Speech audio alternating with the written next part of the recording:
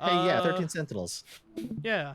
So Chef, what I'm gonna do is I'm gonna share Yep, yep. OBS with you. And let's get the Elgato running. It's so weird seeing 3 of me Yeah. on screen share on my other monitor that's got the stream up, and then on the program that I use to capture my model. It's so weird because I just see 3 of me now. Okay. So let me just make sure everyone can hear the game, right?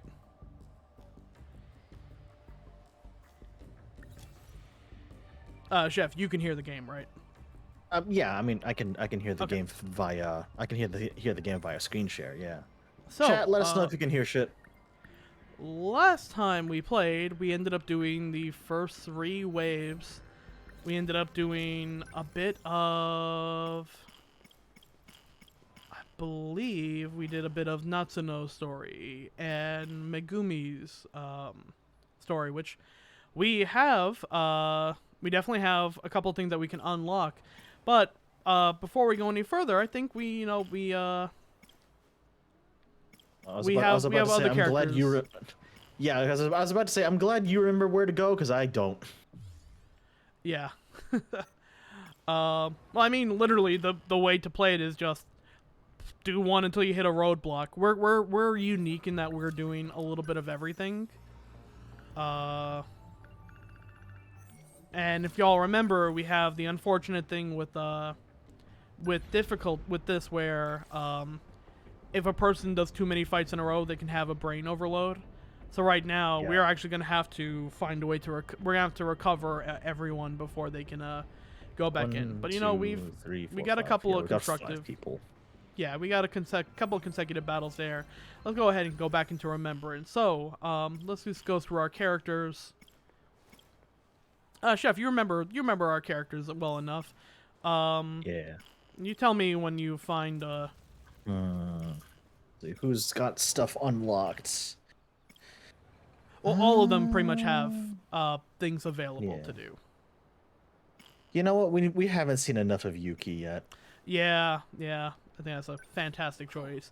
Yuki, our gal. Female delinquent. Yeah. This must be it. Of course, the track room's all the way in the back.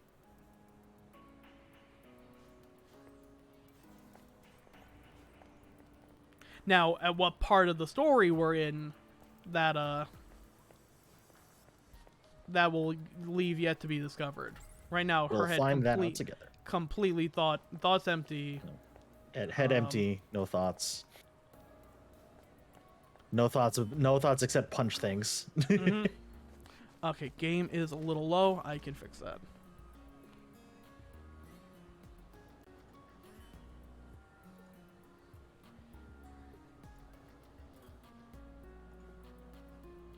We're gonna have to do that on the other monitor.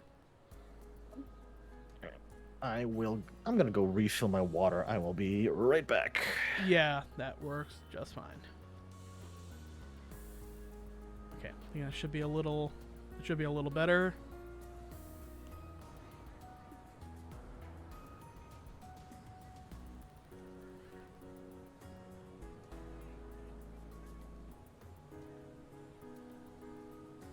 One of my favorite internet birds is named Moon Boy, and he's peak head empty, no thoughts. Oh, I love dial-up. Actually, what I've been meaning to do is get some of the Tom Morello playing guitar clips on my soundboard for the perfect like head empty, like just the sound of him going like down down down down down down down down. Also, Moon Boy is just such a great name for a bird. But yes, we want to talk to our good friend Natsuno. Nachan. No way. Yuki-chan? You got tall, Nachan. Your hair's so long, Yuki-chan. I almost didn't recognize you. You're the one who told me to grow it out. Remember? I have returned. I see we've met a friend. You saw Keeps on Yep. writing back to me. So apparently they are friends from I back in the was worried, day. you know? Yeah, sorry. A lot of things Oh, happened that's so after the move, cute. But I just got transferred here. Today's my first day. Really? I knew you went to Oh, this that's school really too. cute, Birdporton. Holy shit. Figured I'd find you eventually. It's good to see your face again. Though I never took you for a track girl. Oh, there's so many things I want to talk to you about. Aren't you in the middle of practice right now? I've got to get somewhere too. But now we can see each other anytime. Totally. Keep working Oh, hard, yeah, I remember him. He's looking know it. for his reward. Oh yeah, this dude. See you tomorrow, Yuki-chan. Yuki-chan. So you're finally here. Oh my god. No time for love, Dr. Jones. I'm considering not. But we still kept writing to each other. his voice was fucking perfect. So you're finally here. You're fine. That's the exact same tone of voice that I think Leon makes when he enters Resident Evil 2. I'm finally here. It's fine if it's her. Well, because you see, Leon, you're stupid, and I'm fucking I stupid. don't know. Who are you? Oh, I get what you mean, Ada. That means you're really dumb. A random guy I bumped into in the shopping district. Oh, Leon. Oh, Leon. My favorite iteration of Leon is from D-Bride, an artist who fucking loves Ada Leon. Yep. She draws. Oh, there we go. She draws a lot of like I know we're that talking artist, Tom. we're talking like curry levels of spicy right here. Oh, I know exactly what you're talking about, Tom. Hell yeah. Not trying to stake a claim, are you? Transferred here. And like news of RE4 remake like completely like revitalized her. She's like, I am sorry to everyone else who I'm doing commissions for, but this is all I care about now. It's literally that meme. Everyone shut the fuck up. This is all I'm gonna be talking about. Uniform, Uh-huh. sweetheart. Oh, look, that's... It's just because that damn Four Eyes made a mistake. I mean, I think that's the better uniform. Obviously. Don't That's wanna go true, around that's wearing those true. girly skirts anyhow. Listen, long skirt school uniforms underrated as fuck. They're doncho. That was the word I was thinking of. They are doncho Yes. as fuck. Mm-hmm. Built up a reputation as a tough guy. All the way back in middle school, actually. Look at this pompadour ass having motherfucker. Seriously. Some flirty rich kid who won't stop He's, following I think of his character as Gentaro from Kamen Rider 4's, but if he was more surly. Like opposite. Like instead of wanting to be everyone's friend, she just wanted to Transfer at fight. this time of year? Exactly. Just how it happened for her. God, I just want everyone to watch Forza. Hey, just lay off. It's good. It's real good. Here of all places. That is the most like I remember. Like obviously we're not gonna spoil the finale, but there are scenes in the finale where, like, god damn, I don't think I've ever cried that much during a Sentai. Mm-hmm. It's really good. And it's just, and just, honestly, it's just a good fucking Kamen Rider series. It really is. Been waiting for you. You're dismissed. And it also gave us probably one of my favorite secondary writers in Space Disco Bruce Lee, aka Kamen Rider Meteor. I think it also gave me, like, honestly, probably some of my favorite music in the franchise as well. Yes. Oh, Cosmic Mind is such a jam. 16 years old. Cosmic Mind, Cosmic First year at Suzugamine Girls High School. Saite, Entered a boys' school and engaged Yes. multiple delinquents. that is 12 the of best which end were sent fight to the theme. hospital. Your reputation precedes And just the intro, which I love because the woman who sang it did it because her son's a Kamen Rider fan. You dropped out of Uh-huh. the pen just for this? You're really earning your pay today, aren't you? Well, go on. It's such a Raise your catchy goals. opening too. See if I God can. damn. That was Switch like on is such a good opening. that was like the peak. That in my like I'm loving the new generation of riders so much, but when it was Forza and Gokaiger, Yo. Goddamn, that to me was like peak Sentai time.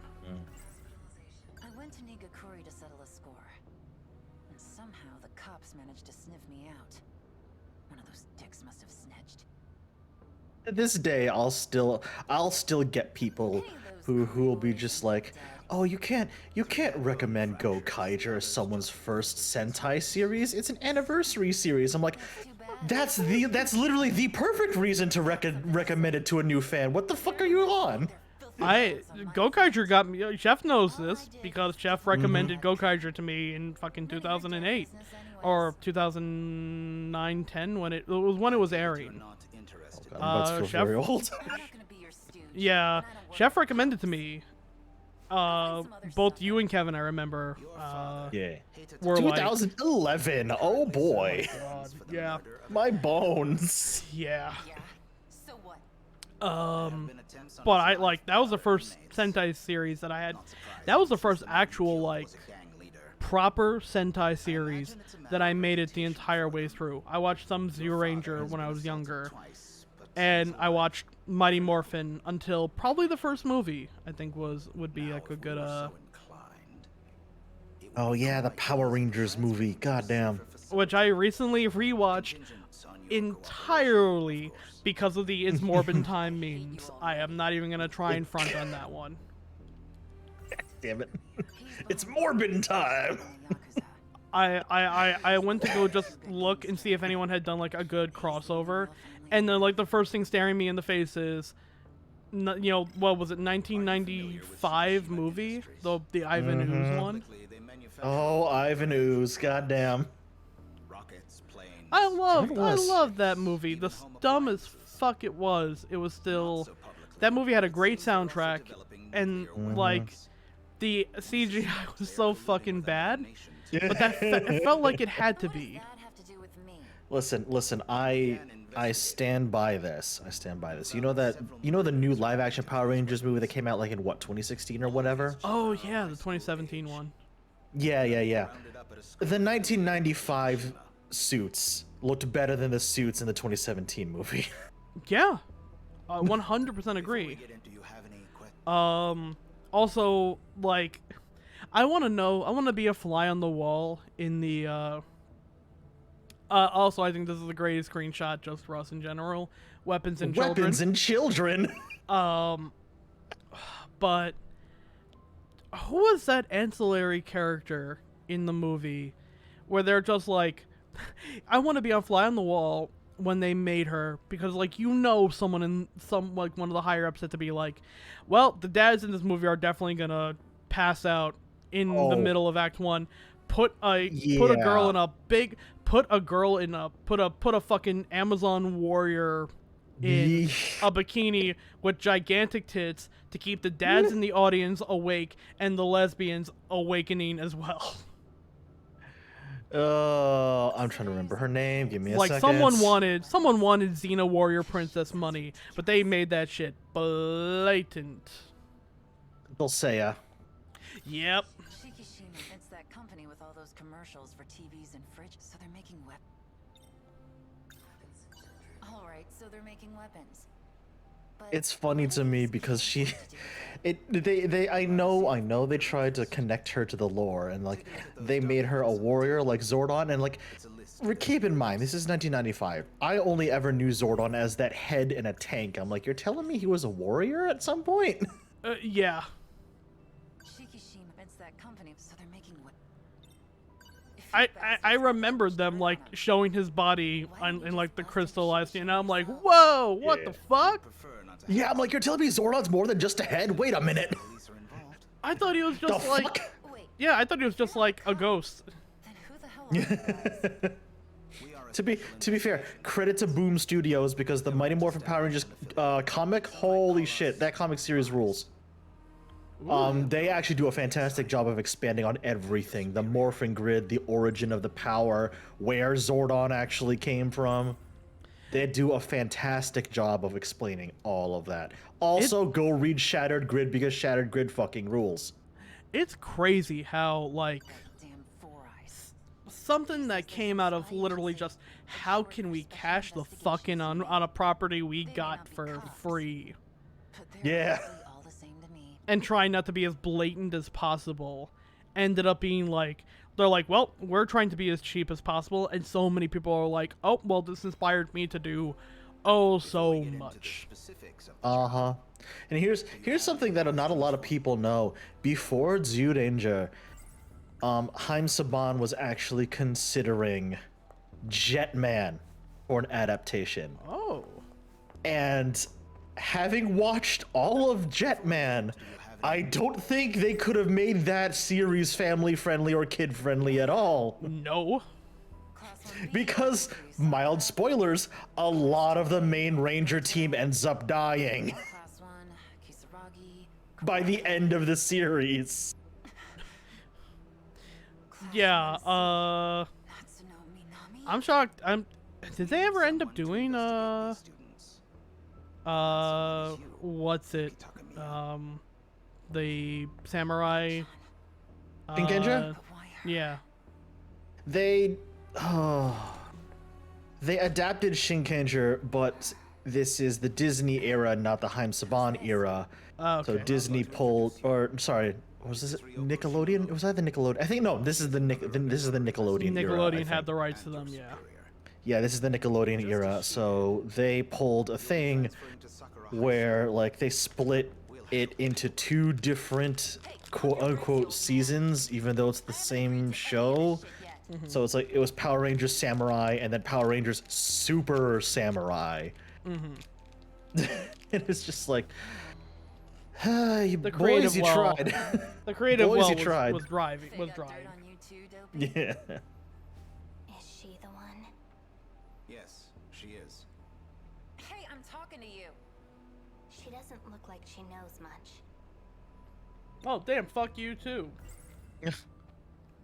I see we have our I see we have our Ray character now because she's all bandaged up already. Jesus. I think she's a little more of a badass though. You have quite the abrasive Gotcha. personality. You have an abrasive personality.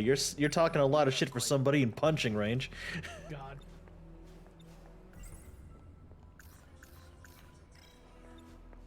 Anything else I have to investigate in the area?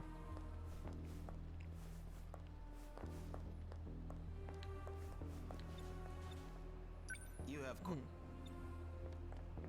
I will give credit. I will give credit where credit is due. Haim Saban actually managed to adapt something more adult geared from Zyuranger to Power Rangers, because in Zyuranger, Burai,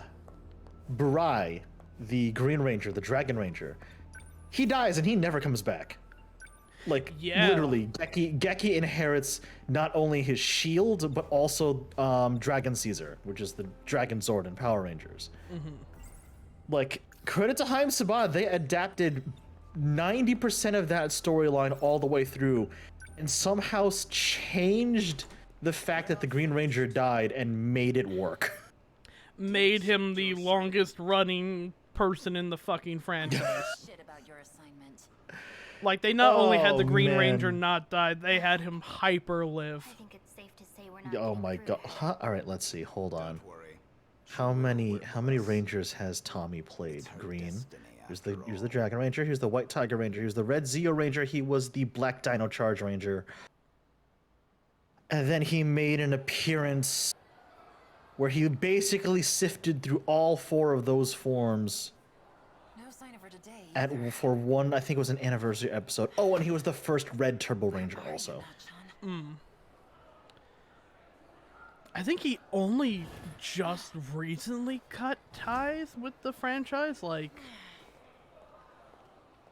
I don't. not on bad remember. terms, but just finally, like, Just wanting to move on. Yeah. yeah, because he's like, I've been a Power Ranger longer than most of the fans have been alive. Hey, you. Please, Got a sec? please let me say fuck. Let me say fuck in one movie. I need to be able to say fuck. I have a dong. I haven't shown it in 20 years. Let me say fuck and hang dong one time. Disney has such a hold on my Disney Savant has had a hold on my dick and my tongue for the past 25 years. Let Tommy Oliver say fuck one time in a movie. It doesn't even have to be a Power Rangers movie. I'll go into the theaters. I'll watch Everything Everywhere All at Once again, and maybe Tommy Oliver will just pop in, say fuck, hang dong for a second, pop out. That would be the most. God, what's the fucking word? God damn it, Rich, let me play my dragon flute. I think that would be the most rewarding, cathartic moment. Cathartic, the word I was thinking of. I think that would be the most cathartic moment for Jason Frank. Jason David Frank, yeah. Oh my god, that'd be fucking hilarious. Let Tommy Oliver say fuck. Actually, wait. No, he would have to come in, say fuck, hang dong, do one helicopter spin while saying the Red Ranger's in jail for tax evasion, and then leave. No, not tax evasion, just straight up fraud. Right? Oh, even better. Yes. They legitimately hate each other, by the way. Like IRL. I believe so. Jason David Frank and what is his face? Natsuno Minami's in your class. Austin St. John. Austin St. John, thank you. Yeah. She's been out for 3 days now. They legitimately hate each other. Like it is a legit. I'm not even kidding. It's to a point they hate each other so much that if one finds out the other is at a con, at the same con they are, making an appearance, they will cancel their appearance. Wow. I mean, considering that the motherfucker like defrauded COVID people, like. Did you need something? One's put it this way. Put it this way. One of them is in jail for fraud, and the other one is still has good ties with the Power Rangers community and is also an MMA fighter. Yeah, that dude does not fuck around. Austin St. John, the OG Red Ranger, was arrested recently for COVID fraud. To know anything. Uh-huh. Which is He was only the basically- second most buck wild Power Rangers arrest. Potentially the third. Oh god, yeah, I forgot about that. Was it Oof. one ranger who got arrested for manslaughter, or was it two? It was, I believe it was one. Give me a minute. Hold on a second. Got a sec? Was it? I heard you talking about Natsuno Minami. Hang on a Who second. are you? Takamiya, but that's beside the point. Oh, was your childhood crush Tommy Oliver? Because if so, you're safe. Yeah, if it was Tommy, you're fine. If I can level one complaint about Jason David Frank, it's that he's a born again Christian and he leans a little too hard and like I have to thank God for everything. Like, bro, chill. I must thank God for everything. Like, dude. Yeah. Okay. Lunchtime hasn't been at home either.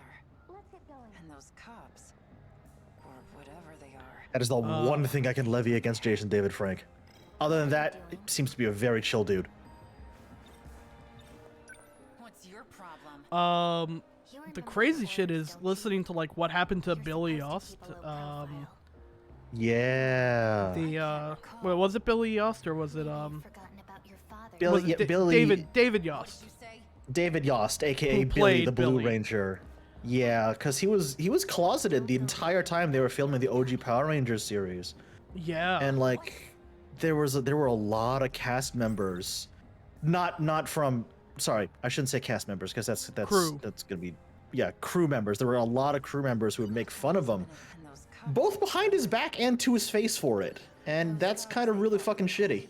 Yeah, and like They're agents with basically the higher ups didn't do shit about it. This guy got called the Epsler more times in a day than like Yeah, I mean, like it anyone was the should ever. 90s. Which, It by was the way, 90s. the acceptable amount of times one should be called that is 0. clear. 0. Here we go. March 2017. Ricardo Medina Jr., the Wild Force Red Ranger, pled guilty to stabbing his roommate fatally I do bet. in 2015. Holy shit. Uh-huh. It's fucked. Like this man has basically been blacklisted from every single convention, every single fan meetup, anything having to do with Power Rangers. I Is need he still This in man has jail? been. I'm looking that up right now, I would have to actually. imagine manslaughter isn't necessarily a slap on the wrist. Mm-hmm. That's what the police say, but the school insists she's Let's out see. sick. Medina was accused of stabbing his roommate in January 31st. Oh, hold on. That's new to me. I'm sorry. Medina was accused of stabbing his roommate with a samurai sword. Well, okay. You want, January maybe he was 31st. auditioning for Leonardo. Cool. January 31st, 2015. Medina claimed he acted in self-defense, however, prosecutors waited a year before filing the official murder charge. They could have done it without anyone realizing she was gone. That's a bad charge. Sheesh. There'd be no need to draw such attention to themselves. No. Someone else is behind this. And that's who There it Shinobori is. looking for. March 16th, guilty plea, single felony count of voluntary manslaughter. Okay, so it got downgraded from straight up murder to voluntary manslaughter. In any case, Christ. the situation is dangerous. I suggest you keep your nose out of it. Shinonome-kun has this Voluntary under manslaughter control. charge in the Golden State area As for you, carries Takumi-kun, a potential sentence of continue between to monitor 3 other students to as 11 instructed. years, maximum 11 years behind bars. What? Screw that. That is wild. That means that he could have watched an episode of Gokaiger, voluntarily killed a motherfucker, and gotten out now. Yep. Holy shit. I can't tell if he's out now or not. Let's see.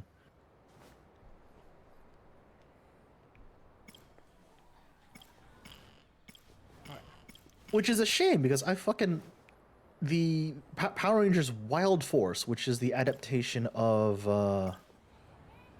Gao Ranger. I love that season. Gao Ranger's really good. And Wild Force, actually solid adaptation of it. It's just a shame that the Red Ranger, literally the Red Ranger, was a murderer. Oh, you know.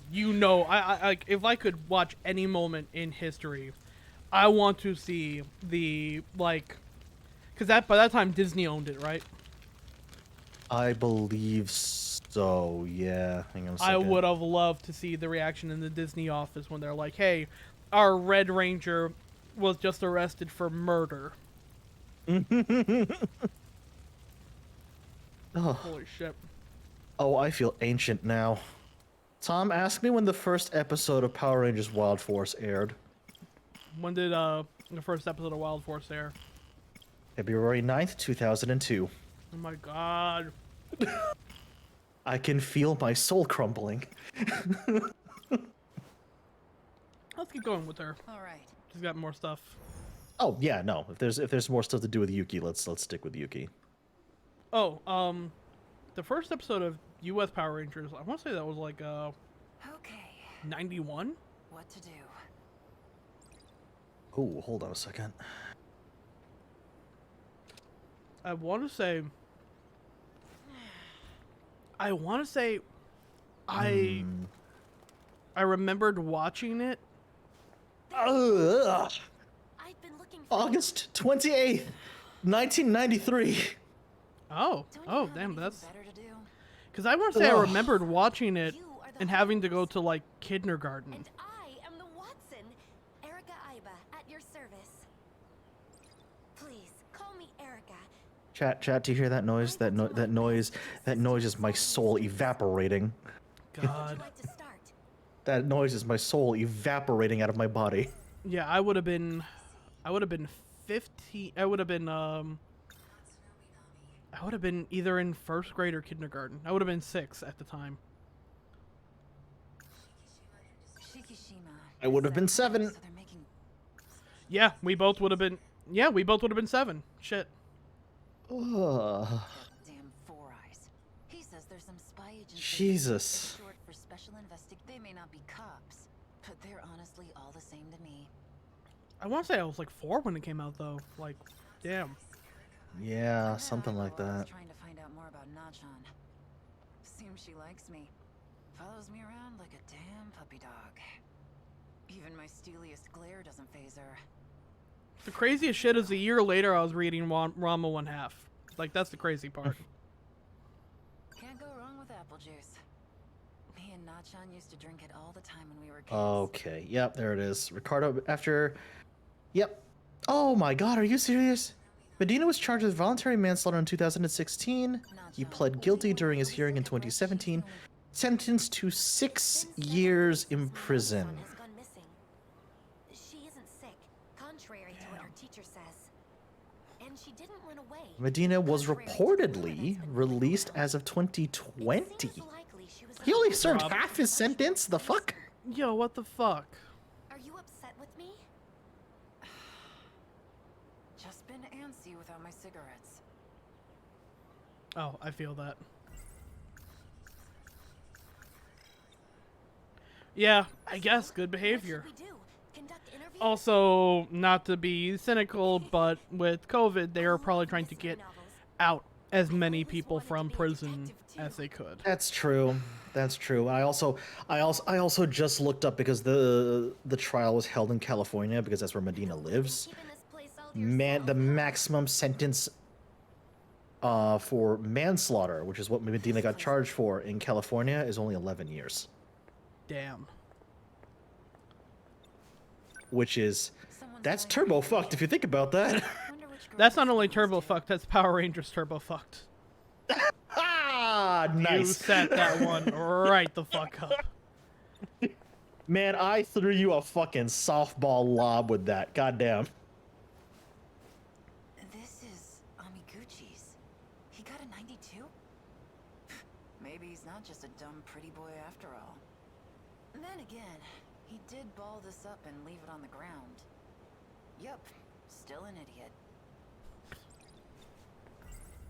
Some flirty rich... He seems to be... Like, I can't talk to her about it. I wonder if the world would have been different if we gave her our juice instead of crushing that high C cooler.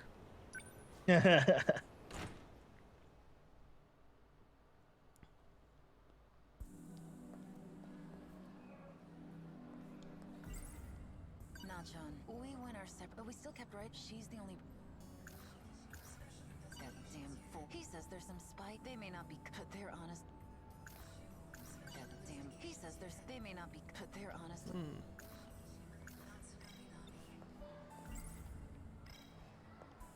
Did you see that cute handkerchief? The one tied to the fence on the roof? I wonder whose it is. You think it's some sort of sign to her lover? Who the fuck?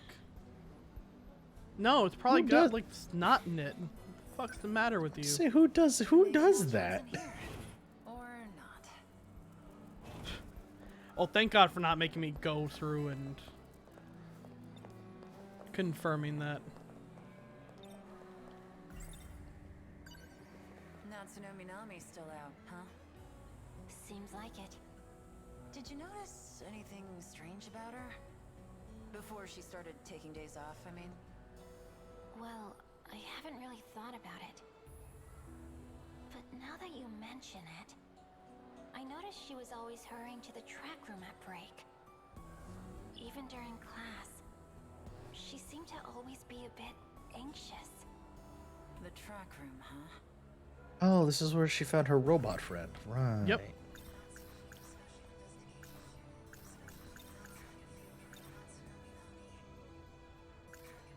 She was in the track room even during... What was not... That's right, because we don't even know. We don't know about Yeah. that yet. Yet.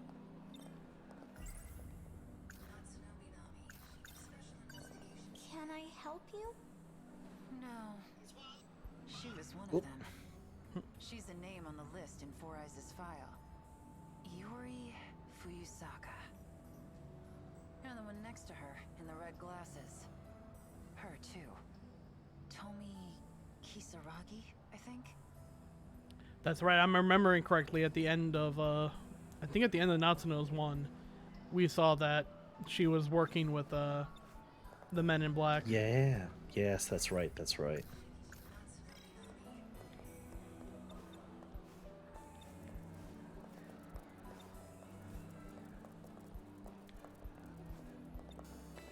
Still something to press.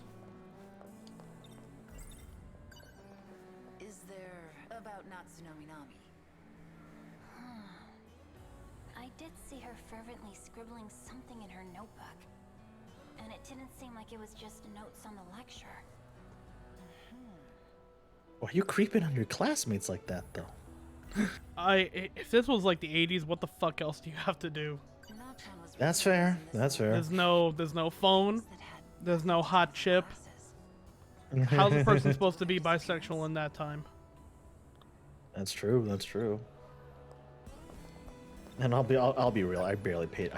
I'll be real. I was always asking around weird shit for my friends in high school. I'm trying to think of like. I was trying to get out of like as many. I was the kind of person who in one class would be doing homework for my next. Yep. Like, I never like I was always the kind of person who never really like got what a teacher was saying. If I'm sitting down and having someone explain it to me, I always just worked better when I like was able to just read the book at my time. So like, Yeah, I get that. I'd always be like, well, fuck it, I'm doing English as homework. Next period's English homework during period 1's math class. Mm-hmm. You're on the track team, right? I'm a second year. And captain. Oh, and then my senior year, oh man, this was such like a looking back on it, this is such a good fucking deal. We if you had decent grades, you could take on an internship, quote unquote, with the school, which basically meant you basically ran during any non-AP classes. You could intern at the library or intern at the religious center or intern at the. For me, I picked the physics lab, which Right. I love That's my fucking physics cool. teacher. So like I was fine with that. It was also one of like the only places besides the computer lab that actually had like up to date decent computers on it. Right, right. And we did fucking nothing but play battle tanks and read GameStop. Like 2002 era GameStop. My Or God. GameSpot. Sorry. Yeah. Natsunomi Yep, I Nami remember is that down. too. Because Did you notice when I that was in the high school, there were only teachers two were places in the entire besides being building absent from where that had computers: the library and the computer lab. That was it. But literally, like, that's all we would ever do. And I got lucky. I got lucky in my sophomore year because my sophomore year homeroom was the computer lab. Oh, damn. something like So literally every time homeroom came around, I'd go right to my seat, fire up a computer. It's just like, what? I got 20 minutes. All right, cool. I turned to my friend next to him like, you want to go? Like, yeah, let's go. Battle tanks time. Come on. See, every other because like we tried to do that in the computer lab and they caught on real fucking quick. So they removed Yep. battle tanks from all of the computers in the computer lab. But the physics lab was in its own part of the building, running its own computers with none of the spyware that they had on anything. Yeah, yeah. They caught on. See, they caught on to that in the library. They caught on to that in the library Yeah. because, you know, public use computers. You know, like some kind of can't be playing games on a computer, like on the library computer, etc., etc. But like for the computer lab, they couldn't really restrict it as much because like it's a classroom technically. Yeah. They really couldn't like put as many restrictions on it. Like there was obviously restrictions on what websites you could visit, etc., etc., and all that jazz. But like anything you install onto a computer, it would stay there. You just knew how to hide it well. get in the locker room as long as that ditz is around. Guess I have no choice. I gotta ask her. Breaking and entering, you say? I love breaking and entering. I'm gonna steal all these girls' shit. She was in the track. What was not? It's in the box. Yo, I want to take a look around the track room, but that goody two shoes over there keeps stopping me. You want me to be a decoy? What? I don't even know where you came from. Oh, good heavens! You and I are partners, Takamiya-san. I shall not let you down. Yeah, okay. Just hold her attention until I get inside the room. Wait for me out here when you're done.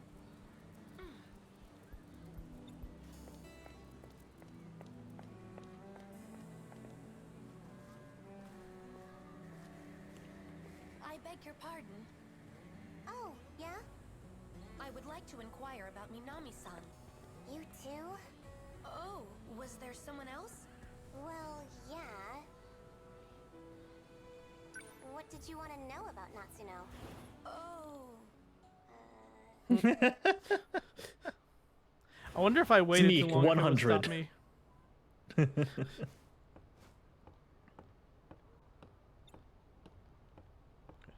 locker. I wonder if we're gonna find ourselves a BJ. Huh? I thought you were supposed to be distracting that girl. She was called over by her senpai. So, off she went. Ugh. Damn it. Our perfect plan. Oh, time to snoop. Tiny nameplates. God, speaking of Snoop, I know we posted it Oh. in Discord earlier, but Yep. they still don't know if it was actually Snoop Dogg and they just legally couldn't call him that. But there was either either Snoop Dogg or a Snoop Dogg impersonator Yep. at a New York City crypto event, which why the fuck would you have that? Yeah. The fucking name tag. Oh my god. But the name tag on the Snoop and or Snoop Dogg impersonator was Dupe Snog, which Dupe Snog. that sounds like something. That's like that. There is one situation in which you ever say those two words in that order, and that's if you're an adult, you don't know how bad J.K. Rowling is, so you give your kid a copy of Harry Potter, and they're 11, so they come up to you and they go, "Mommy, Daddy, what do parents do when they love each other very much and hold each other in a bed?" And you go, "Don't worry about it, Billy. They're dupe snogging." Now apologize to the Queen and say 10 Hail Marys. You want to know what's hilarious? What's that? That's what Callie named her Bloodborne character. Dupe Snog? Dupe Snog. She named her Bloodborne character Dupe Snog. God. In summary, whoa, aliens really do exist. Well, her Bloodborne character is currently at fucking NYC Crypto. These advanced life forms have managed to conquer time and space itself. Who could have dreamed that Or if you're okay talking about kissing Dupe of X-Men Comics fame. Oh god. That is true too. Also, what's good, Lucy? That's very true. Hey Lucy, how are ya? What follows is he says he's looking for a it's called writing inside of it seems to enable him to fight against evil aliens. Alright, so it looks like whatever I investigate on the book is what's gonna... Could this be what Four Eyes was talking about? Is Popping this up the in your weapon brain, she yeah. used to fight Yeah. him? What follows? I have finally. He's a in summary. Did Natsuno just not lock her locker? I mean, come on now. No, and she wrote a very detailed listing of all the shit that had happened to her. What follows? These advanced Which is life exactly forms what have I trained hope them someone an would actual do. gateway to Tokisaka maybe Nachan went there. Either way, it's Alright, considering that is still up, Tokisaka maybe Nachan. Either way. I think that's the one we want to go with. Yo, where's Tokisaka Shrine? It's nearby, actually. I think we're gonna How have to reconnect here. Check it convenient. out. Take me there, will ya? I'm gonna go grab my bag. I'll meet you at the front gate.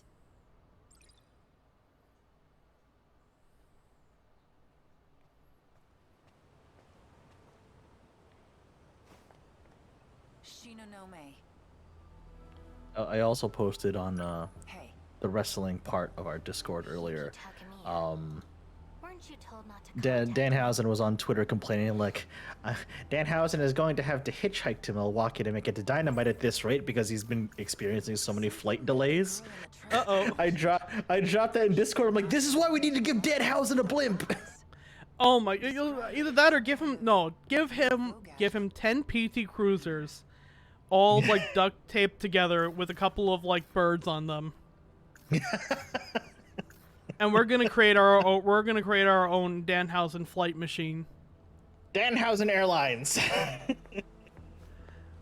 They may look like a bunch Yes, of money birds or be tied together, cursed. but they are not.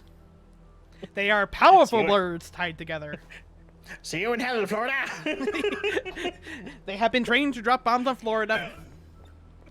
There was something Danhausen will now curse the entire state of Florida. stop thinking about it. That bouncy ball's still my fucking favorite Danhausen moment. That's such And a good bit. Oh my admittedly, god. I haven't seen as many as like everybody else, but that is still my favorite moment by far. Do you?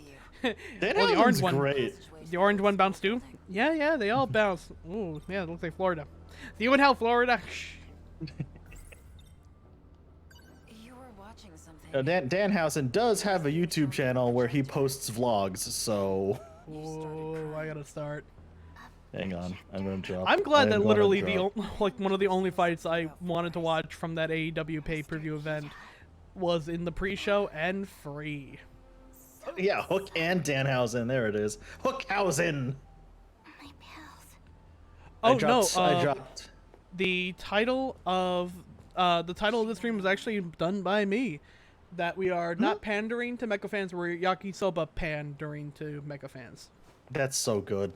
That's so fucking good. Sorry. I also dropped a link to Danhausen's YouTube and Twitch chat. It is literally just called "Love That Danhausen." Shall we get going? Give me a minute. It seems Shinonome has forgotten what happened in the old building's passageway. But I remember. His vlog title from 4 days ago is "Danhausen does not yet have Shredder's Long revenge." after a trick I saw her. Oh, he would be so fun to watch playing that.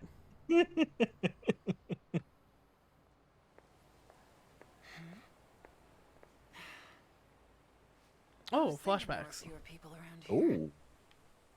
So, this is the old school building. I heard it's gonna be demolished soon. No doubt it I'm is still old. real happy with how It our was built fucking. during the war. Even if I am mad at them for having to basically make me and Ray re-buy the game, This place is so quiet. I can't be mad at that Been a game. It's perfect just so place to good. hang out. It is literally perfect. It's like the perfect arcade board, honestly. If I had been Like I said, serious it about my if studies, if a game wonder like if I it's could've the same gone thing to people talked about when they Cyber talked about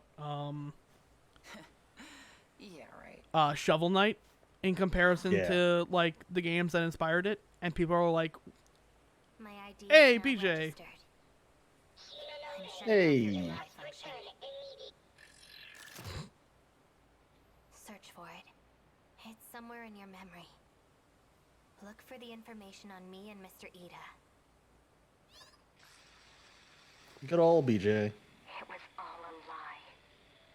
Is this me from the future? "Hey now, His love was Whoa. nothing but empty words. oh you got you, it's not tied. If that was in the side ponytail and tied, you'd be dead." He'd be dead. We are all that remains of humanity. And still we deceive each other, so filled with hate. I have had enough. This can't be real. Humanity has always been fated for ruin. Project Ark was a mistake, but it is already in its second stage. I cannot stop it. All I can do is derail it. I have linked in parts of the terraforming project. The heavy machinery will then purge humans from all sectors. If everything goes according to plan, the final phase will be reset. And all sectors will fall into a never-ending loop. What remains will be a peaceful world. Finally free of humanity. No, I couldn't have. Oh, you just This place will Junko'd. be destroyed as well. The human race has reached its end. Congratulations, you're the villain. Need for a future.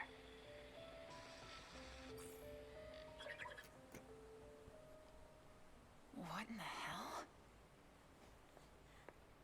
Hello. So, you decided to become the villain. Hey, Hey, sorry to disturb you in the middle of your existential nightmare, but hey, can we talk? What's good? You're the girl that was with Four Eyes. Shinonome, right? It's impossible.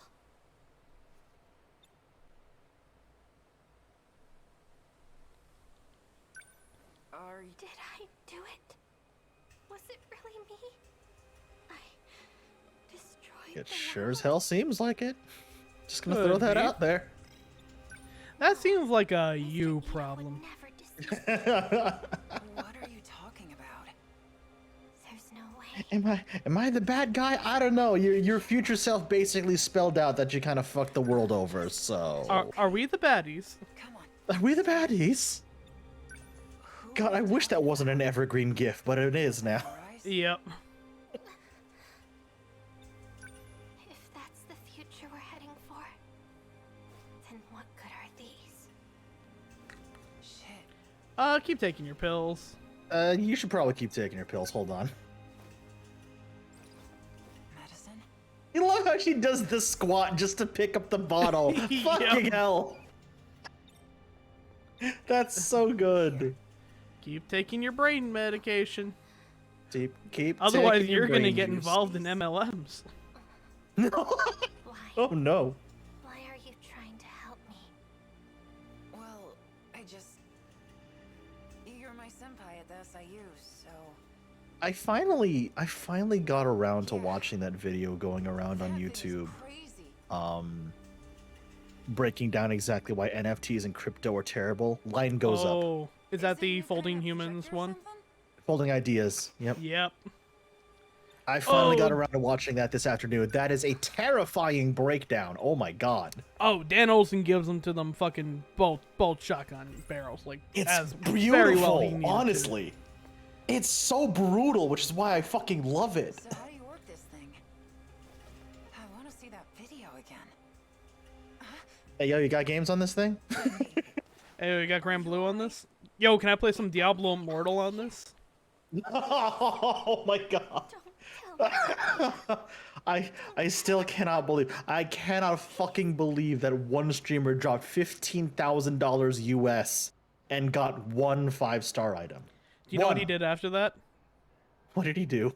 He imbued it into a 1-star gem, basically destroying it, and then deleted his account. Amazing. And with that, I'm going to Amazing. quickly use the restroom for a second. Talk amongst yourselves. We'll be right back. Amazing. Oh.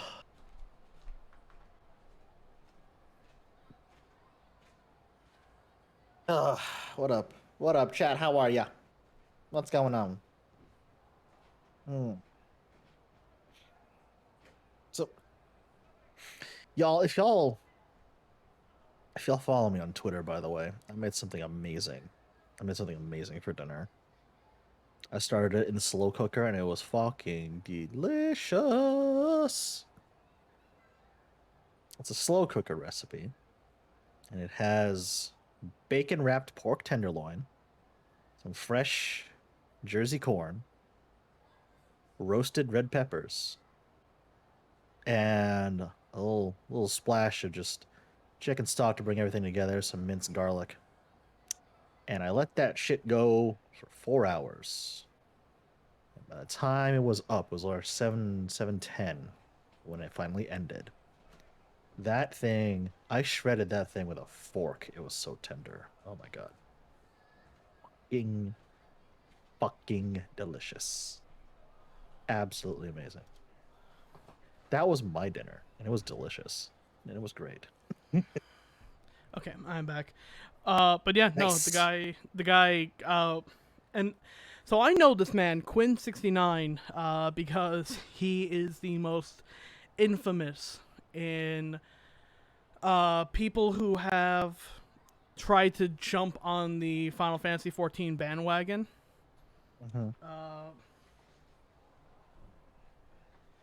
So as some of you may or may not know, when, around maybe about a year ago, a couple of WoW refugees, a couple of big name WoW streamers. Oh, what was his Started- face? Asmongold right? being the most popular of all of them, Yeah. Rich Campbell being another. None of these people I have ever seen stream ever until they started doing 14. But Quinton Games, I believe, Yep. wanted basically some of that money. He wanted some of that Asmongold, Dick writing, Coattails writing, ad revenue. So he got on 14, created a new character, played up till the first dungeon, which put him at like level 20, I want to say. Right. Decided that the first dungeon was too boring for him, and that he didn't want to wait to get to the real stuff. So he not only bought a level skip for his character, which is a $25 boost to get you to the max level of a job, but he also bought a story skip, which basically took him directly to Endwalker. Oh, Which- Jesus. Why would you fucking do that? Like, this is a story-driven game. Why would you push Mhm. out the story? But there's a reason why the first dungeon in that game is relatively easy. It's teaching you the basics. Don't stand in the shit. It's different from WoW. I played WoW for too long, and they are different games. They are one's a very fast GCD, pre-position, do everything, and you can probably squeak out a kill. Yeah. With 14, you really gotta the game has a very good way of doing one mechanic in a very controlled showing environment. Even for the savages, this is the normal encounter of each fight. And then you go to the savage, and they take what you already know from it and bump up the difficulty.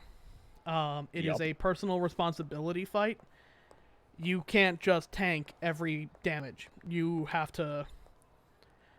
Part of it is healers healing you, but also part of it is you not standing in 4 fucking AoEs at once. Yep. So he level skipped, story skipped, decided to hop right into the final boss of You sure you're okay to get up? Stormblood, and go Oh, into no. Stormblood Savages, which aren't that tough, but you gotta know at least a little bit, like, hey, don't stand in the fire AoEs. He stood in everything, and consistently yelled at the healers for not healing him. You alright? And then after, like, a while, after a couple of, like, just fucking embarrassing streams of him playing, and him complaining, oh, I don't really like the story, oh, I don't really like the, gameplay's not really all that intuitive, like people said. People are like, well, you fucking skipped it, you idiot. No wonder you're not having a fun time. And he's like, oh, well, I'm quitting the game. This isn't as fun as people said it would be. So, this was already on all of FF14's list of, like, the most cancerous, motherfucker to begin with. Mm-hmm. And so when we saw that he was losing money on Diablo Immortal, oh, we were all just so happy. I'm like, oh, I'm so happy it's him in particular losing money. So eventually he ended up getting his first first 5-star gem at $1,500 in. Yep. $1,500 US. He was so done with everything that he basically destroyed it and deleted his character. Amazing. Morimura made you take And those- that's the fucked up thing. Like, there's a great video going around right now about why Diablo Immortal is like there are a lot of videos about how Diablo Immortal sucks, but this one is done by Josh Strife Hayes, I think. Mm-hmm. This is a man who literally has played every MMO out there, and a fair amount of gacha games too, and breaks them down one by one to say which ones are fun, which ones are good and worth your time, and which ones are like delving. Like, he's big on exposing the pay-to-win structure in almost every popular one. Yeah.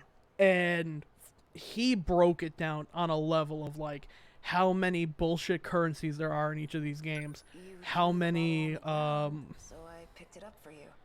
oh I my god, there's so, You- there's so much bad in Anyway, that game. about that Even from like a, thing. you know, You like sure mobile wasn't games aren't on me? my good side anyway, because I think they have, I think they have some extremely predatory bullshit. Yep.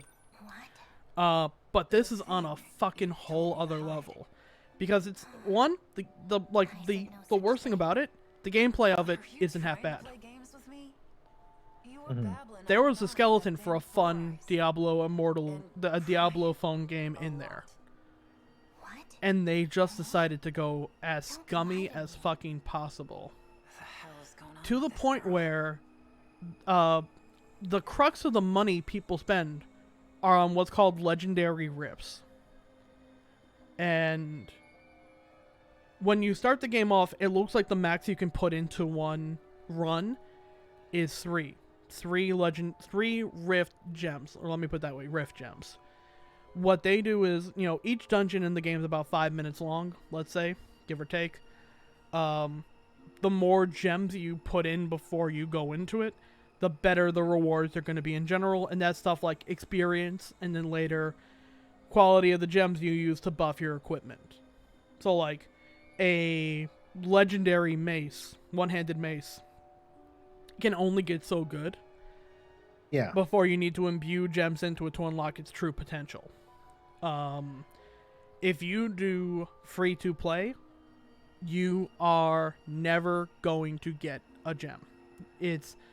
They did the math, and it was something like 1 legendary gem dropped in 20 runs of this dungeon, compared to if you use a legendary rift, it ups that chance by like 100%. So if you use the maximum, which are 10 legendary gem modifiers, Right.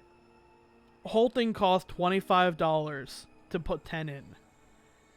And they fucking get you with that, because when you look at the the slots that let you put gems in, you only Right, see right. 3. So you think the maximum amount that you can put into one of these is 3. And they give you a couple legendary rift modifiers just by playing the game. But even that, there's it's the smallest little fucking detail, and it is so cheap and stupid. If you look at a legendary gem, the ones that you get from playing the game naturally, Right, the right. ones that you get from bundle packs, so you can spend real world money on these and get the worst version of them. Ew. And the ones that you get from daily login are all the Silver Crown legendary rift gem, which all have the higher chance of giving you more 5-star gems. But here's the difference. If you use the one that comes in either, what you get naturally, what you buy in a bundle, or what you get from logins, they'll give you bound items, which means you cannot sell them. So if you get a legendary gem and it doesn't fit your build, you are stuck with it. That's fucked. The only way you can get a gem that you can sell on the market board is to buy the $25 worth of legendary rips, which are like, they look exactly the same, except it has a little gold insignia instead of silver. And when you go to put them in, it doesn't specify that. You have to actively go out of your way to look this shit up to see the difference. So if you are using, let's say you've been saving them up and you want to go on a run, and you happen to get a 5-star gem, it's bound to you. You can't do shit for it. No way of recouping money, no way of trying to get anything. You are fucking stuck to it. Unless you're spending the real world money. And if you spend the money, it's $25 basically for a 10 roll, which is exact gacha terminology, exact gacha, but there's nothing that can even up the rates of these. Or, I don't even know how they get away with this, because, God. There's literally a Literally system. just happened. Literally. There's a system in place in almost every gacha game. Shit, seriously? Legally, Japan has to include what's called the Spark system Think straight unless I take them. in almost every gacha game. Dude. And what that means Right, is right. News to me. if you spend enough money, you can eventually get the one you want. Oh, They had to put that in place because a couple of years How are you ago, feeling? I'm fine. some guy spent Takamiya-san, $10,000 stay out of this. to in Grand Blue Fantasy Is something wrong? trying to get a character. no. So was Grand Blue? Just Always Grand Blue. You don't. Always Yo, Grand Blue. Not only is this like this is a hot school nurse outfit one, but she Uh-huh. shows up later in a fucking spandex outta here. skin tight catsuit. She literally shows up in like a racing suit, like a biker racing suit. It's great. So I don't know which one I like more. Oh, see, those are Listen, the man. branching path right there. At the front gate, nice. we have different things that we can do, and now this gave us the suspicious pills mystery file. Yeah. Also, it unlocks Ryoko as a character. Awesome. Actually, here, I think if I go in the mysterious files here. Listen, there's one anime trope I will forever love, and it's the hot school nurse. Uh-huh. So, there's the school nurse, which, whew, that's got a lot of things I like, don't get me wrong. But that's her, that's her alternate appearance. And they picked, I'm glad that they picked exactly the pose that I hoped they would pick, because, damn, call the Food Network, because I think we got a cake boss up in here. Yeah, I agree. Help. Yeah, same, Bird Porton, same.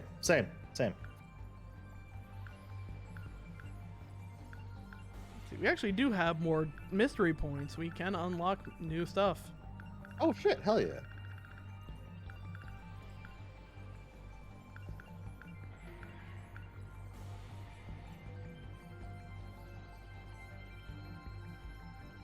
Oh, see, there is Sukeban. They actually go into it.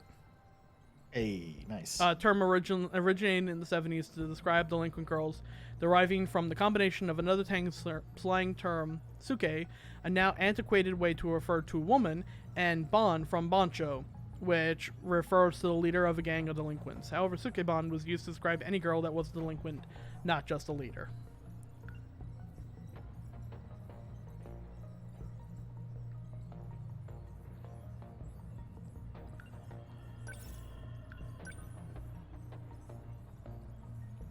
Now, let's start unlocking our main characters. Nice.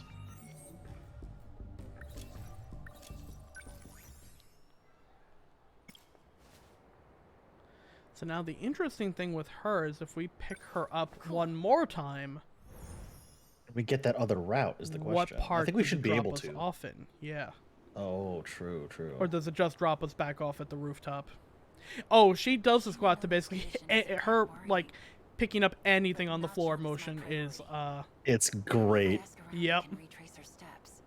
It's We so were- good. we I were love talking her about character this- so much. we were talking about this earlier when they were talking about uniforms. Like, yeah, the uniform for the school is cute and all, Like, but the long skirt look is just classic. Yes. Okay, so see, if I go to here, we are currently at Oh. interviews at Sakura High School. So we have- you're literally at the first split. Ah. Yeah, so we have I love. Listen, trying to do the squad is actually like really like as someone who's very dense in the center, learning how to do like a proper squat helps out so much. So if I can Yep. find the key to the girls' bathroom in a different route, I can unlock a different path. If Yami was here, she can attest to this. She's seen me do the Asian squat in real life, and she's astounded at how like I'm A, how comfortable I am, and B, how just I'm completely immovable while doing it too. Well, See, that's the thing is, like, you know, I'm someone who's been heavy set my entire life. And one thing you don't really fucking think about is, like, when you're walking around with, like, 200 to 300 pounds your entire life, your like, my calves are just, like pure fucking beef. Like, Right. there's not an ounce of fat in there. There's fat in the thighs area, but my calves are just, like, complete, like, it actually, to the point where there are times if I stretch out too much in bed, I will get a Charlie horse very easily. Oh, yeah. So, like, whenever I do a lot of, like, squatting or lifting, I actually have to do calf raises as a pre-workout exercise. But you get that just from literally walking around with weight in your entire life. But it's to the point where if I want to, like, I'm like, in terms of, like, weightlifting records and whatnot, I am nothing all that impressive. Like, my bench is probably about 145, 150. My deadlift is about 180, which are fine, but not, like, nothing like crazy. But my leg press, I've leg pressed 1,250 pounds for 5 reps without, like, too much strain. So, like, in comparison to everything else, like, if I'm pushing just from my legs and hips, like, I can lift heavy shit. I can, but, like, the problem that I have is because of that, like, even in Provincetown, if I walk 20 minutes, I'll occasionally feel a knot in my back. Yeah, I get that.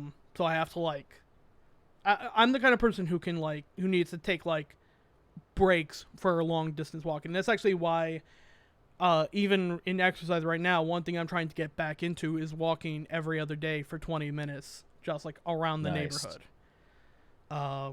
Because, like, I've been doing a whole lot of exercise this summer, but so much of it has been in-play stuff, like, in-place chest presses, squats, kettlebell swings, boxing drills. Same. Stuff that's movement but not really long distance. So I'm like, yeah, I'm in okay shape. I'm set to, like, you know, go on vacation and, you know, I can do a hike. And then I did 15 minutes of walking just in town, and I'm like, oh, okay, nope, I fucking feel it. I'm not doing any hiking. Yeah. I'm trying to get back into Ring Fit too, so it's just like, which is no joke, by the way. Don't, like, Ring Fit Adventures, a legitimate workout. Don't let anyone tell you otherwise. I actually got to get back into it because I've been doing on the Oculus because of my job basically helping me out with stuff and covering not only anything I buy on Oculus, but, like, also as part of our, like, wellness benefit. I'm basically using a VR headset workout service. Oh, damn. Every other day, which is good for, like, arm movement and boxing drills. But, like, again, these aren't things that are actually getting me out and walking, which I need to be putting back in.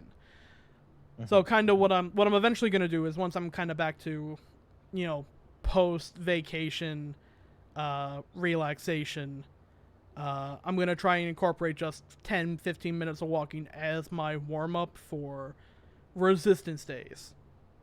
And then keep the cardio just to, like, boxing drills and VR stuff. Hell yeah. Let me give Erica here the high C, because I drank it last time. Oh, are you giving it to me? I'm seeing if this changes. You wish. Are you upset with me? Just been antsy without my cigarettes. Oh, we can't give it to her. Interesting. Like, even if you want to, it doesn't even give you...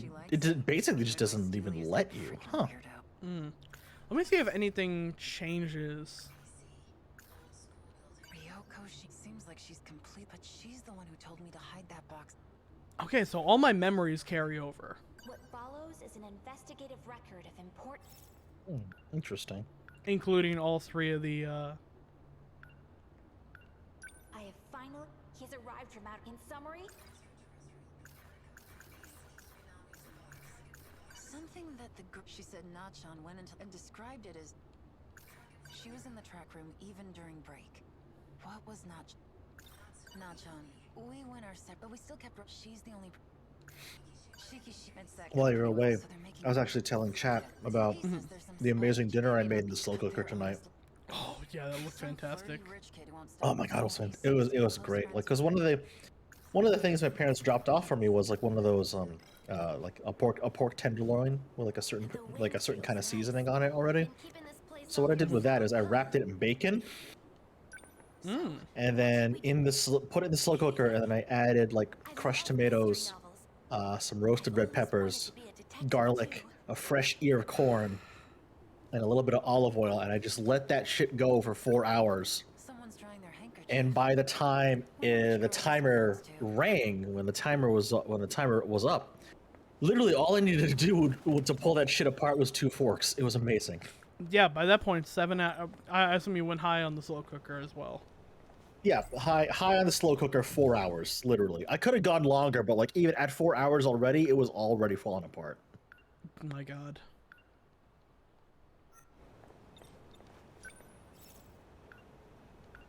Alright, so what we can try doing here is stuff like going right to the front gate.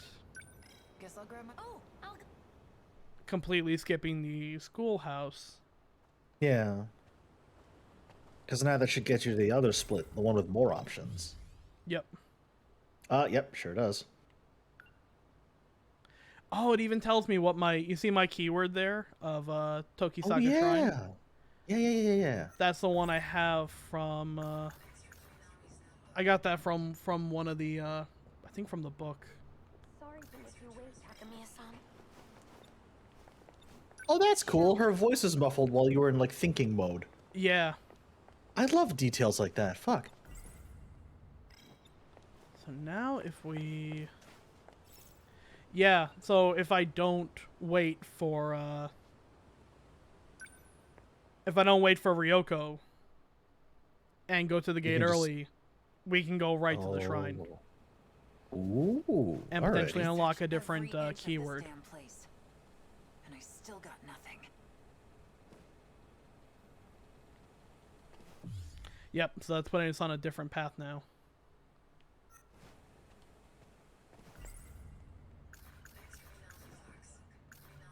Something that she said not and described it. It's gotten. Why don't we call? Yeah. Oh. Oh? That was a fruitless effort because I did not actually... All right. I didn't know talking to her would just immediately cancel it out. Ah, gotcha. Shinonomi's, but not. Maybe if I have.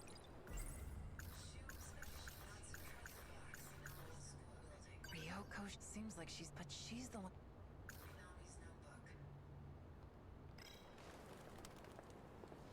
There, I've been. I would share what it looks like, Warlock, but I literally already ate, and it's already packed away for as leftovers in in the freezer. I have to get back on meal prep. I didn't this week because I'm going into the office 2 morning and afternoons, and Ah, gotcha. I have, whenever I make something, I have 5 days to eat it before it generally starts to be in not risking the territory. Yeah, no, I get that. Because like I'll make on Sunday actually. I made a big portion of like pasta and like Italian sausage and all that jazz, and like a marinara sauce, and like I divvied that up into containers, and I put like 2 portions that I knew I'd eat for the week. I put those in the fridge, and the rest I shoved into the freezer because like, hey, long term. Yeah, I gotta start doing stuff like that too. Like actually freezing sauce when I make it.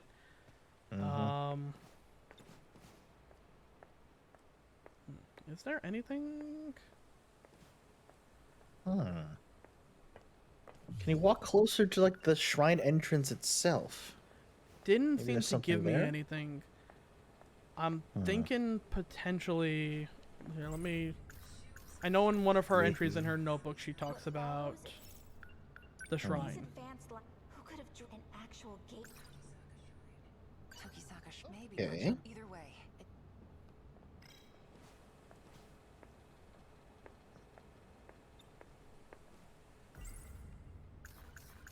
Is it possible you might need, Another keyword.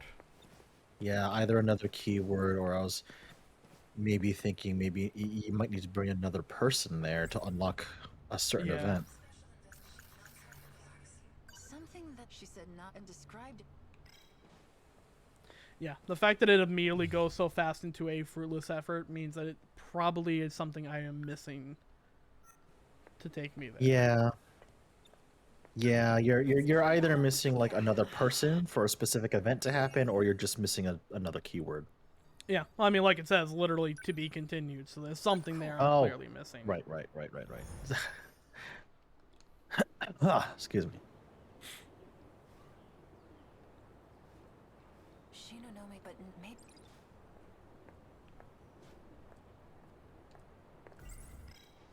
This place is a dump.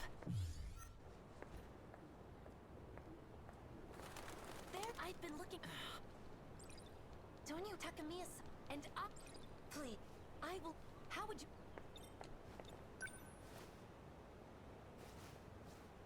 This is. Then again, yep. Are you upset? Just been.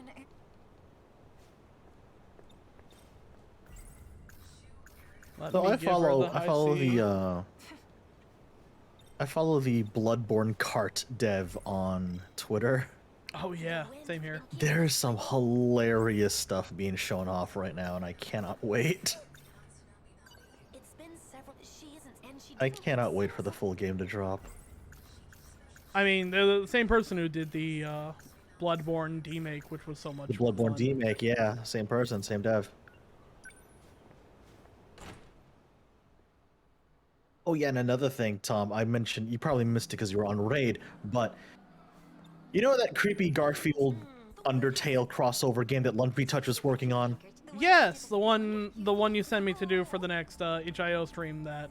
I think it's out now.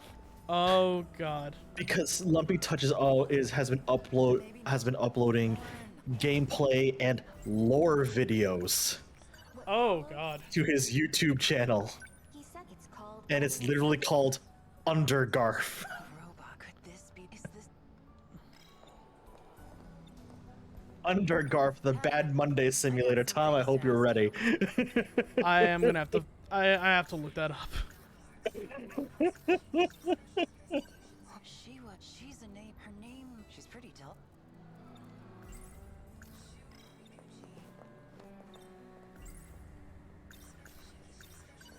Can I? No, this girl. She's a name. You're.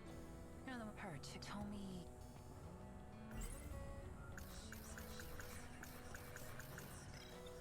Haven't I got something? So Yes.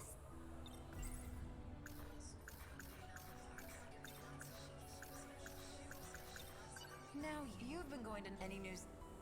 Oh. I wonder if changing the phrase in the notebook. I have. He's a. In summary. I mean, are you one of? Oh, are you like hiding a razor in your skirt right now? Of course not. Hell yeah. This is the first time I've seen one in real life. Oh, wow. I love how she stuttered when saying "of course not," implying she is in fact concealing a razor somewhere. Well, when you have to cut a motherfucker, sometimes you just have to cut a motherfucker. I got Exactly. What?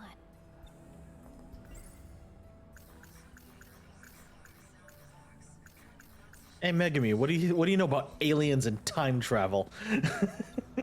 Apparently nothing.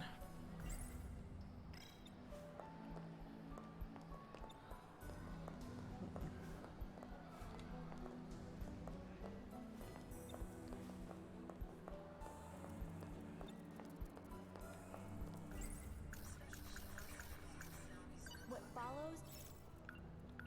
These are. Who could have been actual? See if anyone knows. Usually, anything I feel like about- usually they kind of give you a hint as what you need to look for. I haven't seen a hint yet. What follows? Yeah, which makes me think I probably need just more information. But I want to see if Yeah, that yeah. triggered anything in anyone.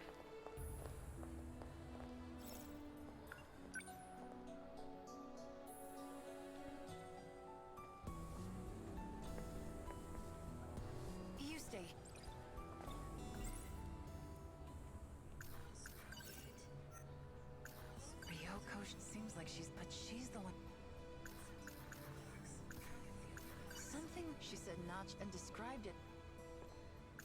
Now I'm gonna be the one to use the restroom for a little bit, so I will be right back. Sure. Oh, you're new.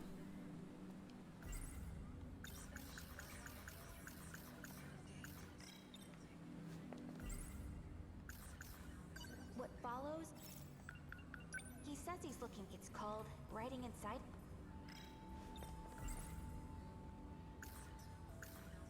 What follows? He's in summary. I'm Takamiya with the SIU.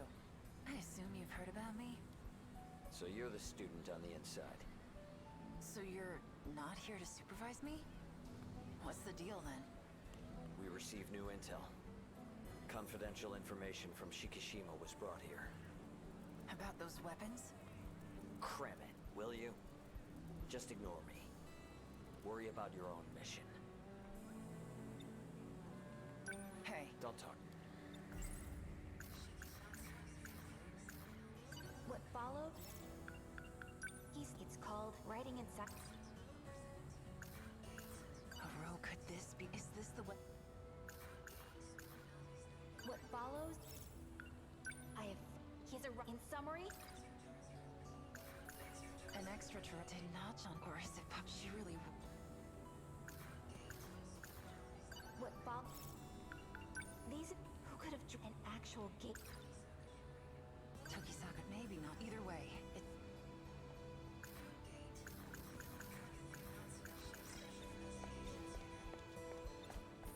Oh.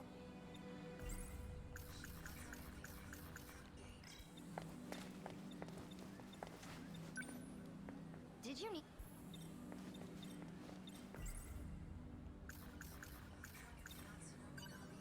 I wanted to ask. She skipped out on it, but I guess she Did she look? She looked fine, right?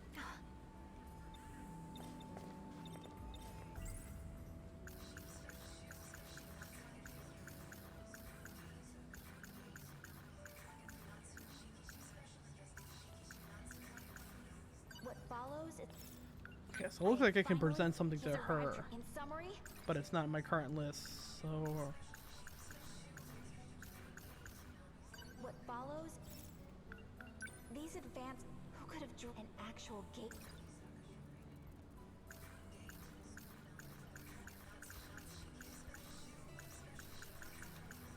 What follows? He says it's called writing inside of it.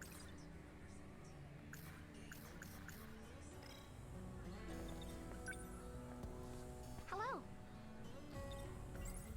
Alright, so it doesn't look like I have whatever she's looking for. Oh, I think it was after that one incident. That's when Minami-san started sand school too. What is? There was a fire in the north building. Oh yeah. Maybe it's unrelated, but Right around the time of Nachan started, could it be related? A fire in the north building? yeah. I heard an explosion started it. Really? I heard it was arson. Right around the time of Nachan started, could it be related?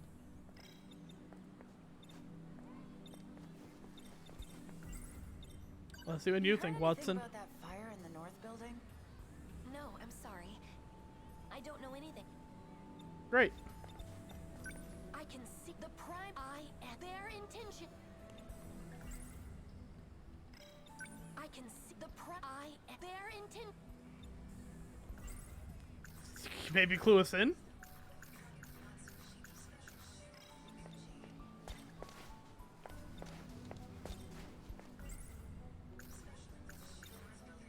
You know anything about the fire in the north building? No.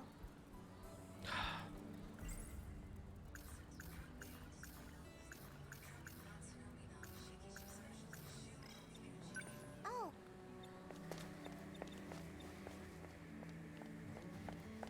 I am just now realizing that once they've exhausted all their dialogue, the name on them turns from black to that, like, red.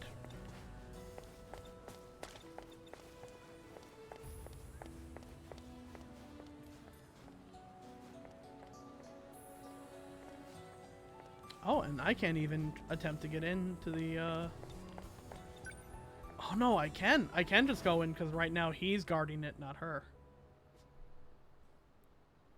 All right, I have returned, and this time I have chocolate-covered gummy bears. Very nice. I've been going on, I bit the bullet, because I had, some stuff to do today post-work. So I, got a grinder from,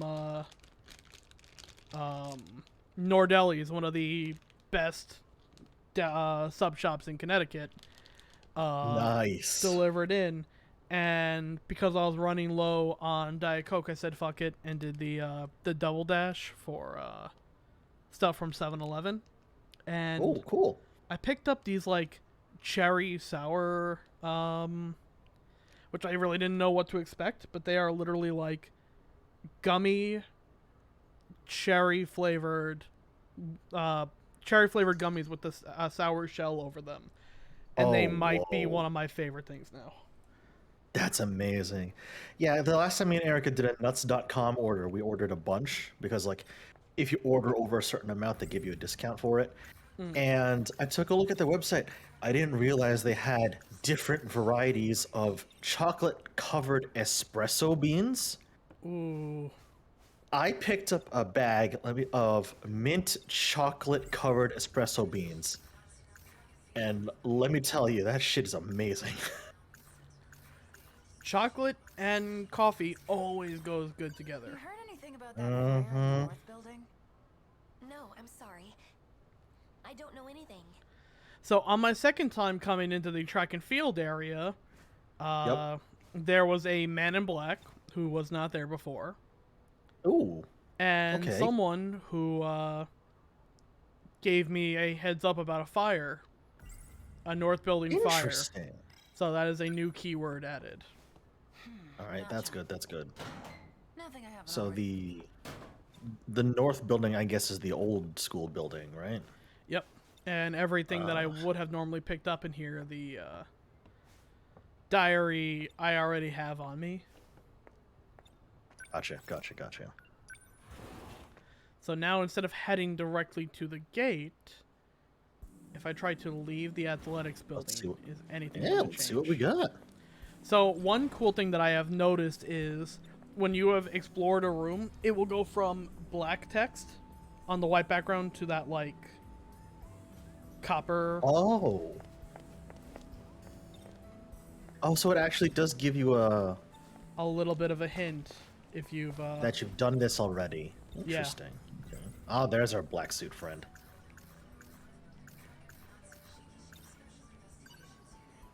Oh. I'm Takamiya with the SIU.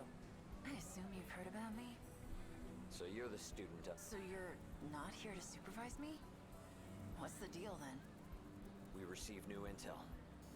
Confidential information from Shikishima was brought here. About those weapons? Cram it, will you? Just ignore me. Worry about your own mission. Ignore me. and he's gonna basically just shut up on all of that. So he's gotten in full NPC mode now. All right. So we're still in this phase. So if we can find that key to the girls' bathroom, we can commit a crime. I mean, investigate a different part. But FBI, open up! looks for now are we want to use that shrine keyword and go to the front gate. Oh my god, I was joking. I literally hear sirens right now. What the hell? Oh gosh. I was joking. Come on. No, dude, seriously. I heard somebody fucking set off a firework the other night. I'm like, excuse?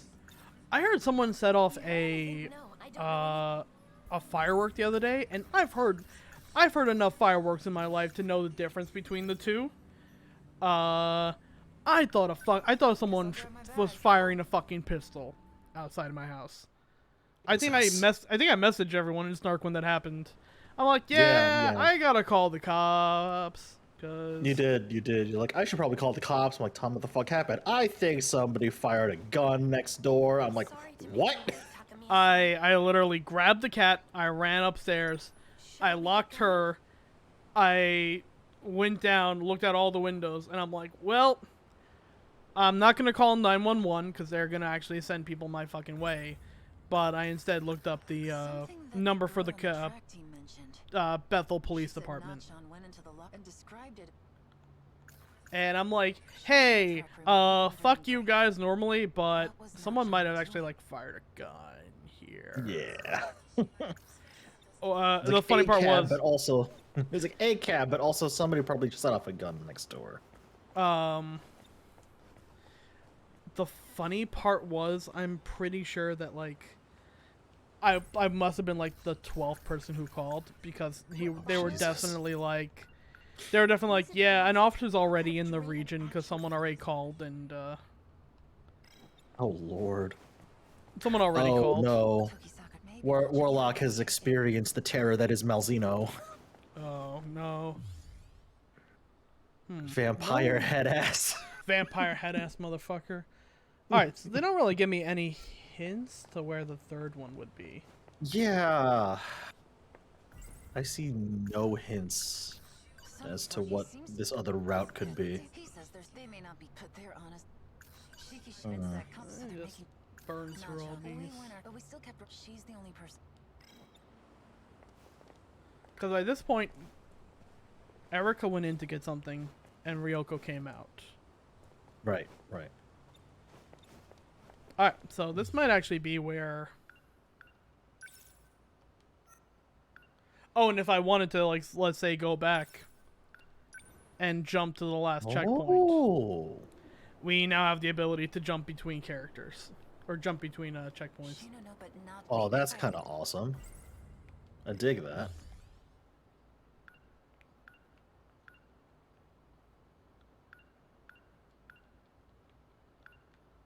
However, it doesn't look like we can just... Oh, no, we can. End adventure. Hey, nice. I'll just give you that option. Yeah. So, we have about a half hour left. We have... Oh, you can tell why this is going to be a game that we play throughout the year. Yeah. Honestly, yeah, it's probably getting to the point where Chef, of course, having the busiest schedule, streaming wise, out of all of us, we might end up having to do some parts of this via YouTube. That's just true, because otherwise, if we try and do everything naturally, this is gonna be a long fucking game. And I was able to do the prologue really well because I had done that part, but I am at the point now where I was when I played this game normally.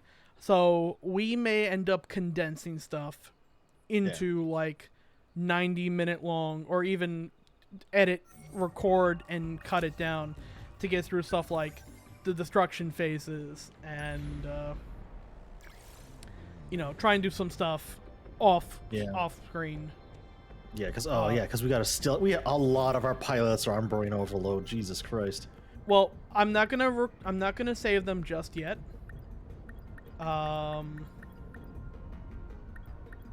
Oh, no, because then we won't have anyone in defense. That's true. Yeah. But we only have a 3. Also, there's our YouTube. There's a link to our YouTube channel. Please subscribe to us. Thank you. Yes. Alright, so this one is gonna be a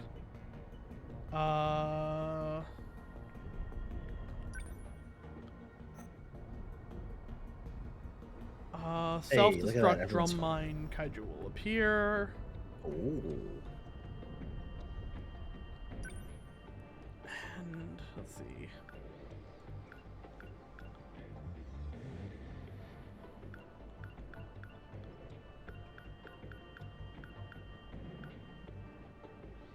Oh, this is actually a really good one. Meta skill to deploy bipeds. Ooh. Also. Oh shit! Speaking of shit! Ain't ready for this. There let me she see is. How's the camera looking now? I see a lot of Tessie butt. Yep. Hold on.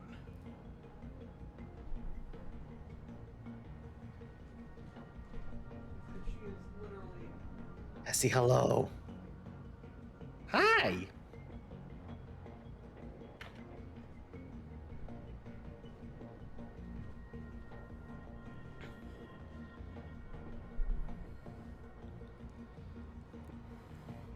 She is literally looking right. It was literally right behind her. So it'll get her when she's standing up, but I probably have to readjust it when she actually goes to sit down. But yeah, we haven't had a Tessie viewing in a while. Yeah, I was about to say this is the first Tessie sighting all stream.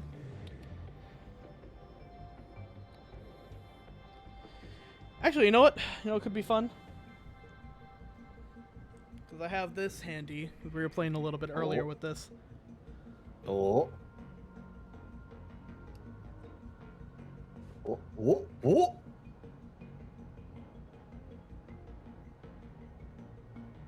Look, Tessie, the mysterious red dot is back. Go get it. She has compressed herself to a complete full of... Wow!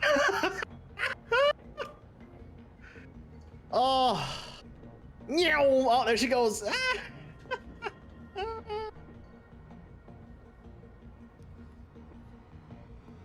Yeah. She gets in full attack mode.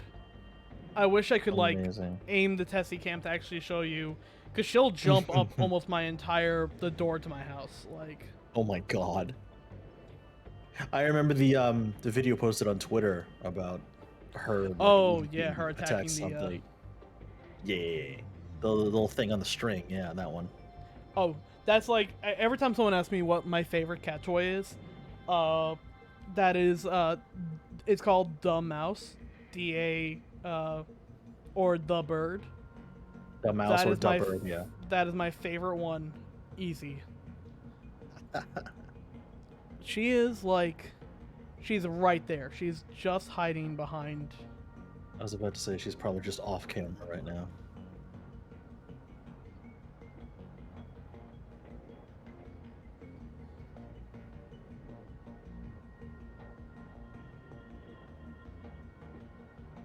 This is the bonus. This is the content. This is This is stuff the content you all subbed for, right? This is the stuff you all came here for. This is the content you all subbed for, right? The cat content, the cat tent.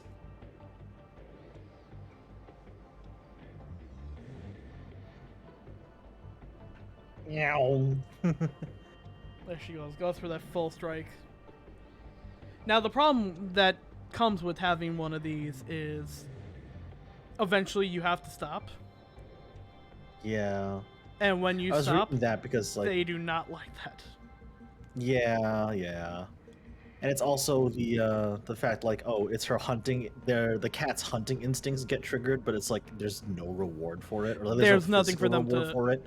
That's why I always keep a couple of cat toys near where I'm doing that, so she might be able to grab something from that. Right That's now, she's looking at me literally just past the door with a complete like, what the fuck? Why the fuck did you stop? Excuse me?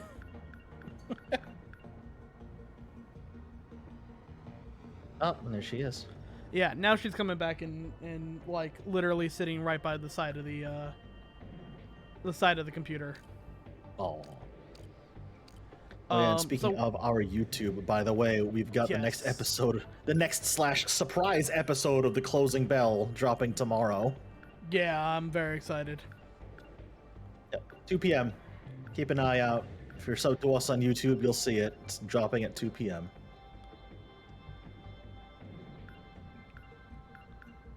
So our next Brilliant. big update is gonna come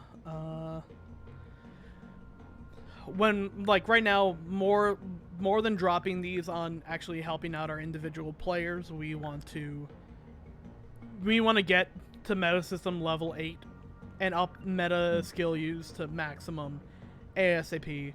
The more of those meta skills we can use, just the better. Nice. So for this, we want a good relative balance. So we can.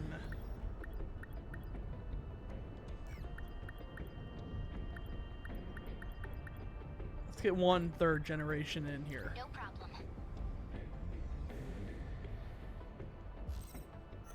And let's also save because it has been. We got a lot done, and it would be a shame if we did not save any of that. That's true, yeah.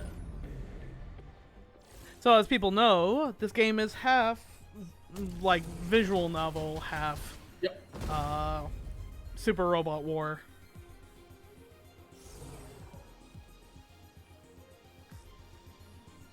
And that looks like a new type. Whoa. These are self-destruct demos. Really, guys? Are they really that bad? Drum mines. Their bombs originally intended for excavation support. Its entire body is filled with RDX. Once a target's within blast range, the whole kaiju detonates. A single drum mine self-destructing could cause incredible damage to our Sentinels. You know, that sounds like something we might be able to use. True. If we knock them away just before detonation, that could wipe out a whole swarm of kaiju at once. Ooh. Use their own weapons against them. Makes me glad I put a Long Ranger on the team. Now you're talking. We'll give them a taste of their own damn medicine.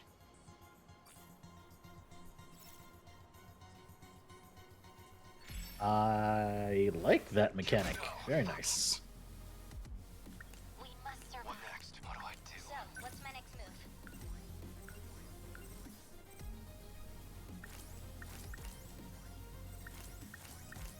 Parents also, when they last visited me, they also dropped off a very interesting bag of flavored potato chips. They were literally called Cuban sandwich flavored kettle chips. Oh, like a pan cubano. Yeah, and like, I don't know what black magic fuckery they use, but they legitimately taste like a fucking Cuban in potato chip form. Damn. We can do this. Right?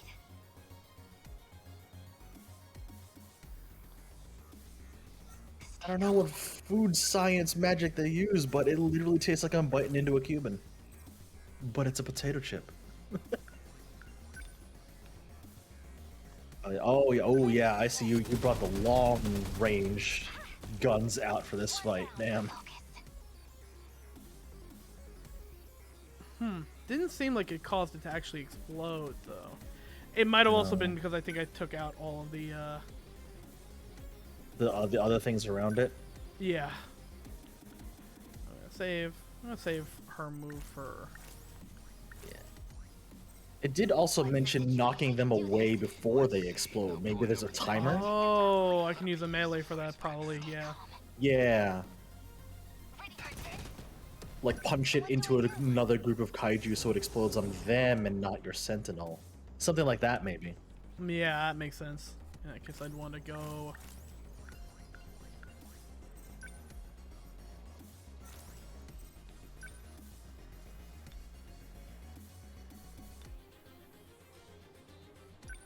Love the battle map music too. Real catchy. Yep, there you go. Ooh, that's a big uh-oh. Yeah, that might be a problem. That seems like a problem.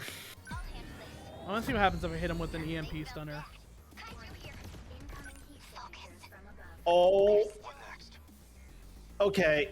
That seems now like an I issue. probably want to knock him away. Now I probably want Yeah. to knock him probably towards that new he signature. Yep, Yeah, ooh! that just did a ton of damage. That's the good shit right there. Holy cow, yeah. All right, we figured out the pattern now. One guy Awesome. coming.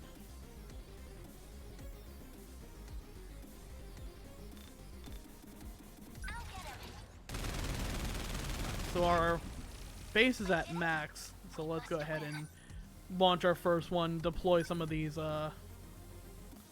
bipeds. We will not lose.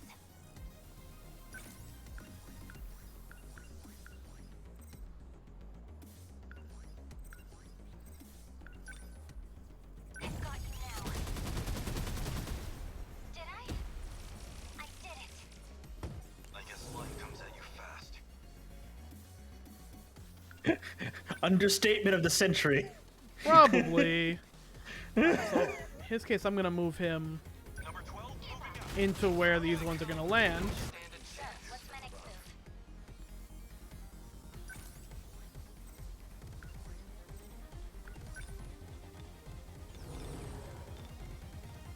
Ooh, wow, that's a big wave.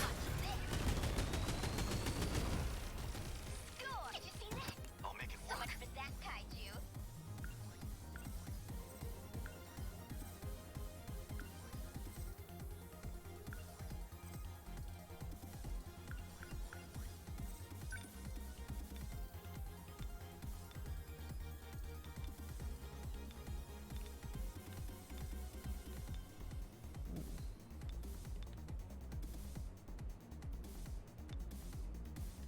Some good base on that. Fucking A. Oh well, that Oh, no, actually, it did cause it caused a chain reaction that did not hit me. nice. So that is extremely good. Oh, we got the fucking pattern now. Let's go.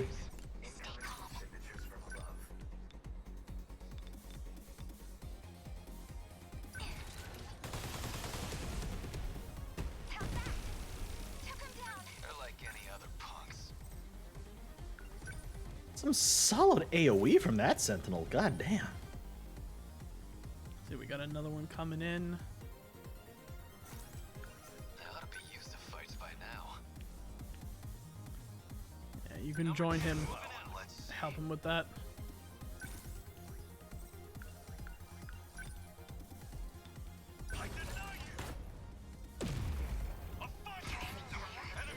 What's the situation?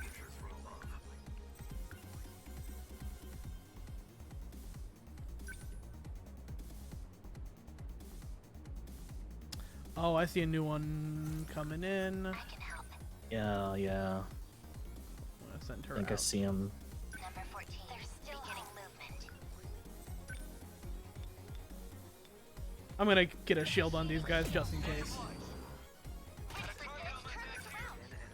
And I'm gonna actually have her defend, try and get some of her EP back.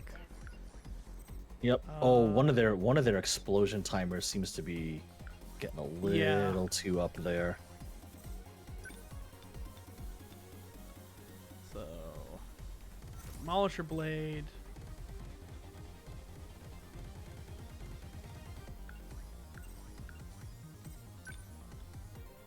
I'm gonna have him.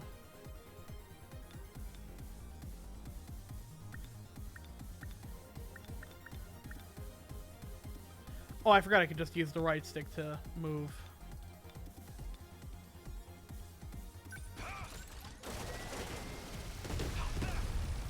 Oh shit! Some massive AoE.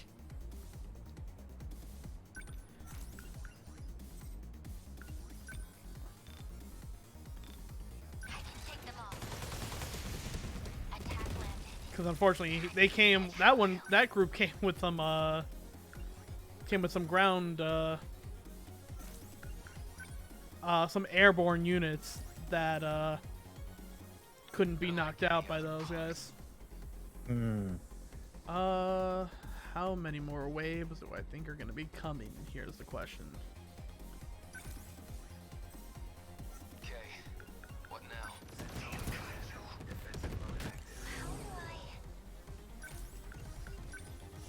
Alright, so instead I'm just gonna go ham with EP stuff.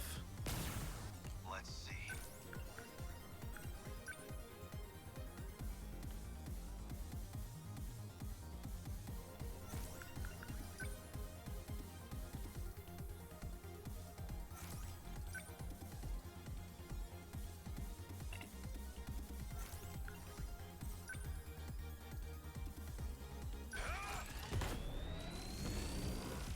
We must win. Signatures from above.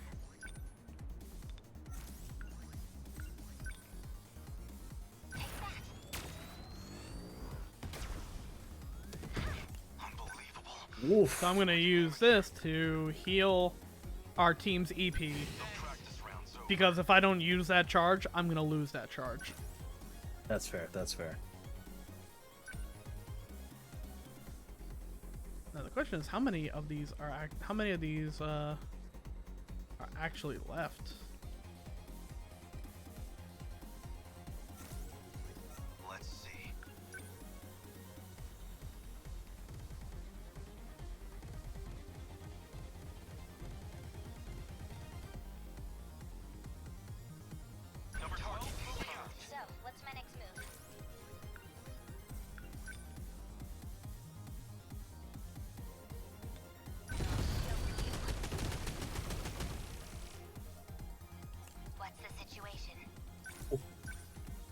Well, that seemed to kill almost all of them. Yeah, there's one rando hanging out back there. Yep. And, oh, the sentry gun's taking him out. Yeah, so, you know, I can literally just use this as a free, oh, no, because I used my two, Yeah, they're done. oh, but I could, if I have, Score multiplier. yeah, I can literally just up my, I can upgrade stuff mid-fight. Yeah. Okay, what now? Sentinel number 10, defensive mode active. We must survive. I'm just gonna have her defend. Right?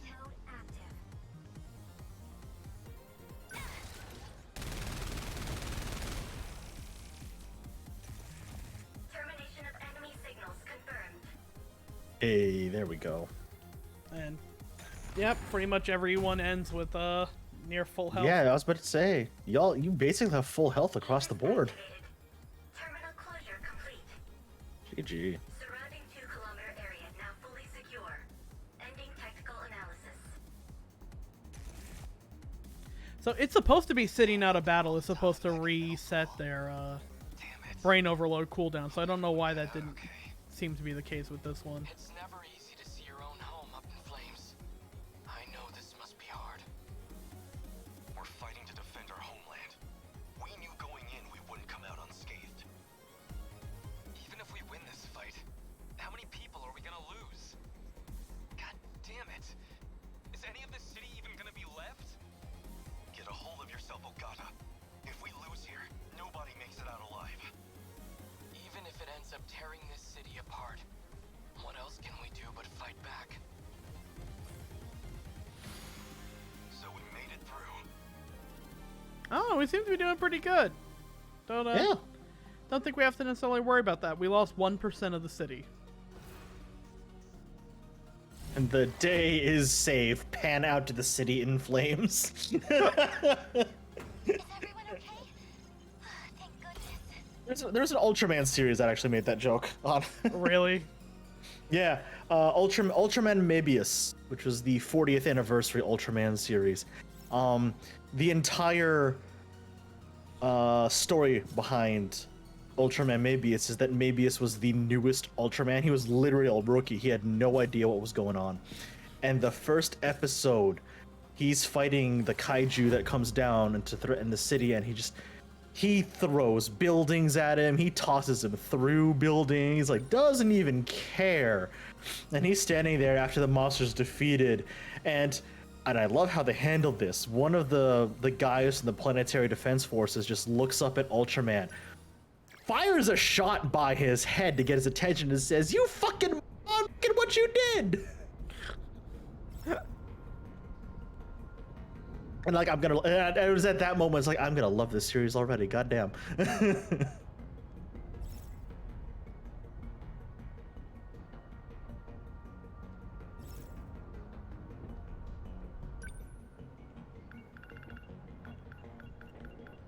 EMP. Oh, can't send him in, can't send him in.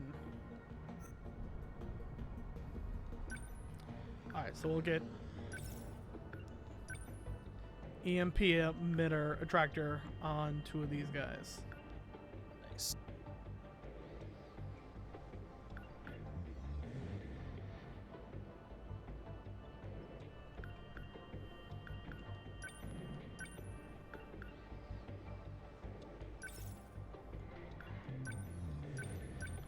Alright, so he's gonna be my anti-air boy.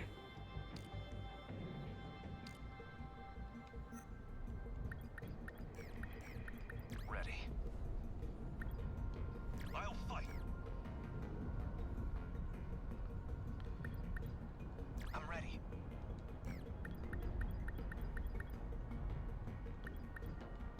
Oh my god, Tom, I'm amazed we haven't spent literally all stream talking about this. How you feeling about the One Piece hiatus now that it's basically upon us? I feel like it's the perfect time to go in and reread everything. I have been literally catching up in all the stuff that I have missed by just going through Wikipedia and basically, or Fandompedia in this case, and going through just like the major arcs which I missed, which were pretty much all Dressrosa and the Yokono, the Warlord arc.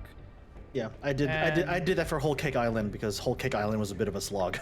Yeah. I stopped. I stopped around. I actually know exactly when I stopped. I stopped after Sabo got the got Ace's Devil Fruit. Oh, nice. And Sabo getting, can I just say also, Sabo getting the Mera Mera no Mi is like the best poetic justice ever. Holy fuck. It is very fitting because both literally his oh, that's a new one. What the fuck? Whoa. Is that a bomber? Oh, that's a bomber. Looks familiar, right? My god, Tomi's pose though, Jesus. Oh, yeah, she is presenting. Sentinel computers? Wait, I think I've seen this. They know exactly what they're doing. Uh-huh, they sure do. But I think it's very fitting that both with Sabo getting Ace's Devil Fruit and basically using his signature move. Yes. And Luffy having Gear 3's Red Hawk. Yes. Both of them have a fire-based attack based on Ace. I know, it's fantastic. And of course, Luffy being Luffy, busted out an upgraded version against Kaido. He broke out Red Rock. Yeah. Which fucking ruled. Oh my god. I will say, if you want like really good summaries and also breakdowns of One Piece chapters and theories that you might have missed, and this is for Tom and anyone who wants to catch up with One Piece. Two YouTube channels. Hey Jay, what's going on? Two YouTube channels I want to shout out right now. O'Hara being one of them, because he does fantastic breakdowns. And the other one, this is the actual name, I'm not memeing, Anime Balls Deep. Yes, I have actually watched some of his videos. He's so good, honestly. I was very surprised with how much I genuinely enjoyed their content. ABD, it's not just for One Piece either. They do Black Clover, they do Spy X Family. They do everything. It's fantastic. He does so much good breakdowns. Honestly, ignore the meme channel name. Legitimately good YouTube channel for manga stuff. You know what? I watched a very good one from someone called Kaido. That was extraordinary, and it was about a scene, what he thought was the best scene in One Piece. Oh. And that is the conclusion of Thriller Bark. Oh my god, yes. Yes. Yes. It is the scene where, like, and it might be, I hate to say it. I think the fact that, and I'm gonna catch shit from people for saying this. I think CP9 and I think the whole CP9 arc, I don't want to say it's overrated, because it isn't. It's an emotional highlight of the series. But I think it's too much of a focus to a detriment of the rest of the franchise. No, Tom, honestly, I do agree with you. Like I'm not belittling that arc. I'm not belittling the moments within it because it was well fucking done. But like, man, just the scene at the end of Thriller Bark where it's just like Zoro without hesitation. Without hesitation, Kuma spelling it out for him like, listen, if you take all of this, you're gonna die. Luffy is made of rubber. He negates so much damage from blunt attacks. Yeah, and it's you like, are listen, going to take all of it. You're a normal human being. You touch all of this, you're dead. There's nothing I can do for you. And Zoro, without hesitation, both hands just goes, okay. And the most badass part, when they ask him about it, his response, what happened to you? Yeah, nothing Sanji, happened. let me, yeah, exactly, because let me set the scene for anyone not familiar. Sanji goes to find Zoro. And by the way, Zoro is still standing. He's not crouched, he's not lying on the ground. No, he's still standing and conscious. Because Zoro is an actual madman. The ground around him, I want to say like 20 feet around him, is just coated in his blood.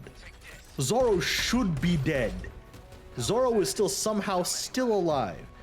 And his answer to when Sanji's like, what the hell happened? Is this your blood? What happened? He's like, nothing. Nothing happened. It's fine. And that's all he says. And I hate to say it, that is a scene I completely fucking forgot. And it's not because it's a scene that, you know, is worthy of being forgotten. It's because I remember when I started getting into One Piece, I had people telling me, water down, go get to water down, the Enies lobby. The Impel. Ain's Lobby and the Impel Down arc, yeah. Both good arcs. Both fantastic Both arcs. Good arcs. But they're like, I remember when I caught up in One Piece, it was in the original Subode it was right after Luffy got knocked to Boa Hancock's island. Yeah, so literally just at the beginning of the time skip, yeah. No, before Impel Down. Oh, okay. Oh, you caught up there. Okay. Yeah, I was reading it live when Ace died. Oof. Ugh. Yeah.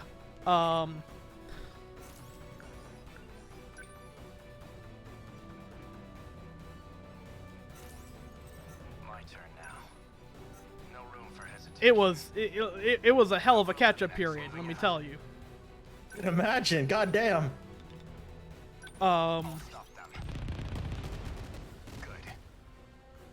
But are they sending? No, they're not sending more. I didn't see any signatures of enemies. Doesn't look like enemies it, dropping. so I'm gonna heal everyone back up. Yeah. From what I can see, I think it's just the carrier that's left. So if that's the case. Okay, it's the carrier and like 3 random dudes. Yeah. But yeah, I was in such a rush to get past to get you know to the lobby that everything else felt like I was like, secondary? okay, cool, I hit the highlight. Everything else from here is just a everything else from here is just a victory lap until I'm properly caught up. And that meant that the entire fight with Gecko Moria kind of fell a little bit by my wayside. Oh. Because like it didn't have that initial like grab that and let's be real, accessibility that the Alabasta arc or Arlong Park or That's any fair, of what I yeah. consider like the first couple of major arcs in One Piece had. Didn't really have much of that.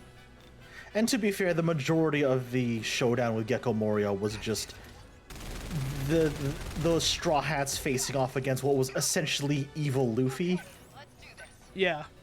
because of the zombie that giant zombie amalgamation that Gecko Moria created using Luffy's shadow. Yeah, Nightmare Luffy. Mm-hmm.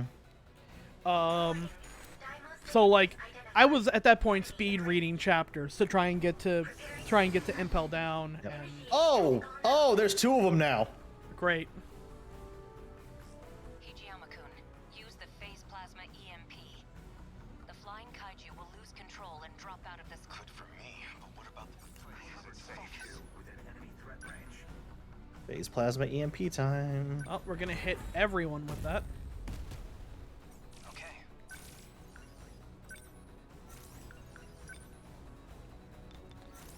Throw down another Guardian. Somebody, I remember distinctly catching up with One Piece, and I distinctly remember one of my friends at the time said, "Oh, you can skip Thriller Bark," was the advice they gave me. It's like, you can skip Thriller Bark, and like, out of sheer curiosity, I ended up just reading through all of Thriller Bark, and I'm like, why the fuck would you tell me to skip this? This is a basic.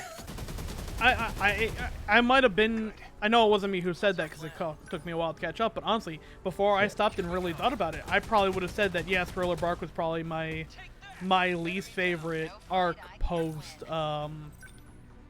Enies Lobby, because here's the thing: is like, not a lot of stuff happens in it, but it doesn't have to have stuff that happens in it, because it's really more than anything, it's about the mood of it rather than oh well, we don't get the power creep and power up that comes with Enies Lobby and the big emotional moment and the but it doesn't have to. It's more about it's literally the entire point of Thriller Bark is comparing Gecko Moria to Luffy and showing, a man who got his shit rocked in the New World. Yep. And it's really supposed to be showing how if Luffy at that point went up against Kaido or any of the, Luffy could have easily been punching out of his weight class. Oh yeah, no, that entire arc was perfectly set up because it showed just how out of depth at the time the Straw Hat crew was. They were entirely underpowered for where they were And at it's the time. really important to have that because you just had probably the biggest, the biggest upgrade arc for them all with the Enies Lobby. You had the gears, you have you have Luffy who can literally one-shot a CP9 member. You had Yeah. Hey, it went down. There's still another in the... so I think to me it's like I was trying to read it too fast, which that's the problem when it comes to trying to catch up in the series so crazy powerful as One Piece. Yeah. You're eventually gonna reach a point where you're not taking anything in, and big moments like that, the whole reason why Zoro is doing something like that is completely lost on you. Yeah. And it's not until I have someone literally sit down and be like, no, this scene's important, and here's fucking why.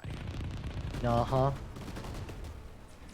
I really appreciate analysis channels on YouTube for shit like that. I love it. They will point out crap I miss. And I think that's really important. I think that stuff, we as anime fans especially overlook like you would not believe. Oh, absolutely, yes. It's half the reason why I appreciate that JoJo's arcs are getting animated, because a lot of stuff that I kind of took for granted that, well, I've seen, I've sped through the chapters. Now that I get to actually see them in action, I can appreciate them a lot more. It's why I liked the Part 5 anime so much. It's because I basically speed ran me reading through all of part 5, so I missed a shit ton. Same here. Now then. I have to focus. Can't mess this up. Okay, what's the plan? And hey, they just dropped new enemies literally in the middle of your formation. Yeah, and the problem is I pushed one of them up so far. Yeah.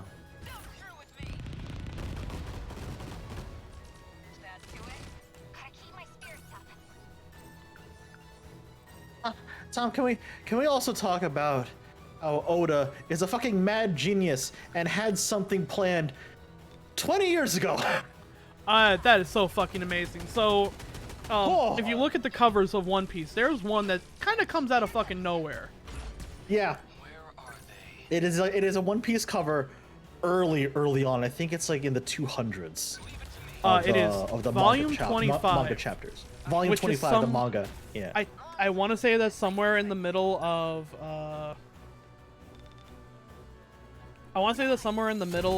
Skypiea.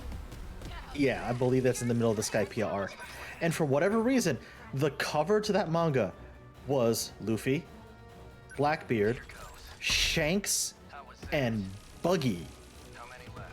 And everyone was just like, at the time, and as I remember this clearly, I was like, what? Why? And like, then of course there's the meme that like, oh, Buggy is Oda's favorite character.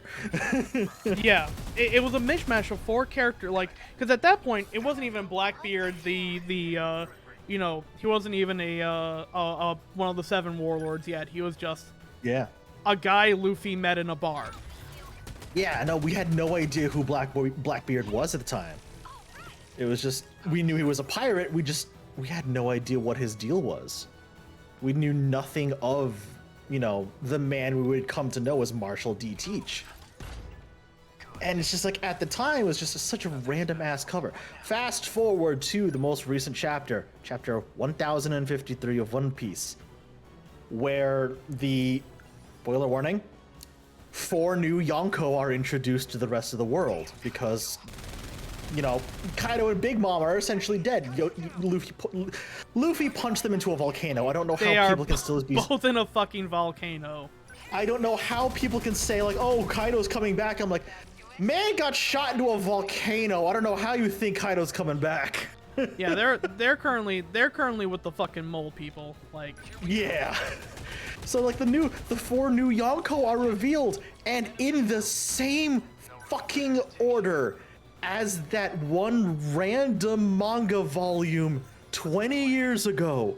It's Luffy, Shanks, Buggy, and Blackbeard as the new 4 Yonko.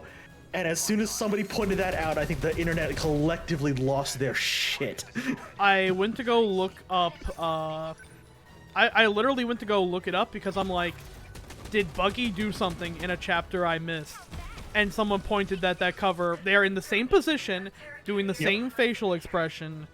Mm-hmm. And I'm like, oh my god, he had this planned. He had this planned for years. Buggy keeps failing upwards, and he can't keep getting away with this. Terminal is now completely sealed off. Buggy somehow has faked it until he has literally become a Yonko. At the same time, though, people are like remembering, oh yeah, this guy was on fucking Gold Roger's ship. This guy. Yeah, I pointed this out to Tom as well. Like, keep in mind, both Shanks and Buggy were technically with Gold D. Roger. Literally, the only reason they didn't make it to Laugh Tale was because Buggy got sick, and Shanks, being Buggy's best friend, said, "Let me stay behind and look after him. Let me make sure he gets better." Literally, the only reason they weren't on Laugh Tale with Roger all those years ago.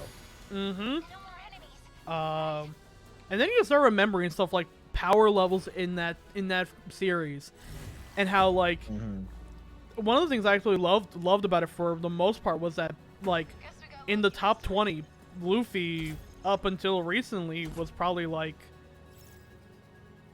maybe 18 in the top 20 strongest characters in One Piece. Now he is up there. Now I don't think he's the strongest. I think he is in the top 5. Oh yeah, no, absolutely. I would love. Now, a lot of people are theorizing this, but like, even if it's just a friendly sparring match, if Luffy and Shanks ever come to blows, They're gonna have it's to. gonna be monumental. It's gonna be a. I think they're gonna do it thematically. I think it's gonna be done as a. I'm gonna see if you're capable of controlling. I was just about to say that. Gear Yeah. 5. Yeah. Shanks is gonna test Luffy. He's like, okay, you're Joy Boy now. I get it. You're the one Roger was waiting for. Let me see if you're actually ready to be on Roger's level. Because he still has that weakness of if he can't control it. Yeah. Like if he burns too much of a power up, he's gonna be out for like a week and a half. Yeah. Kind of like when he first unlocked Gear 4. Oh, speaking of, we just hit our first combat lock, where we cannot progress in combat until we do Miura's prologue event. Well then, alrighty. So Very I think nice. that is a perfect time to call this game for now. Also, I know we talked about One Piece for a brief second there, but yeah, Jay, if you are interested in either like visual novels, particularly ones that have like a time, like if you like 999, or if you like Ghost Trick, or if you like Virtue's Last Reward, any of those kind of visual novels, and you also like Super Robot War style, Advanced War strategy RPG tactic style, This game is literally a fusion of all of those. Yeah, because what this game does is you do your prologue, which is about a 3-hour long thing. We have it up on our channel. And then you start reaching points where you can advance the visual novel, or you can advance the combat, and eventually you reach a point where, yeah, this is done by Vanillaware, the same people who did Odin Sphere, Musahime, or Muramasa, the Demon Blade. Like, the art is beautiful, but the entire story has like it has the good old branching path. Check Yukis. Yeah. Where you come in with different events and see different things, and the more you unlock in one, the more unlocks in the other. So right now, we cannot progress the combat section of this any further. Yep. Until we have done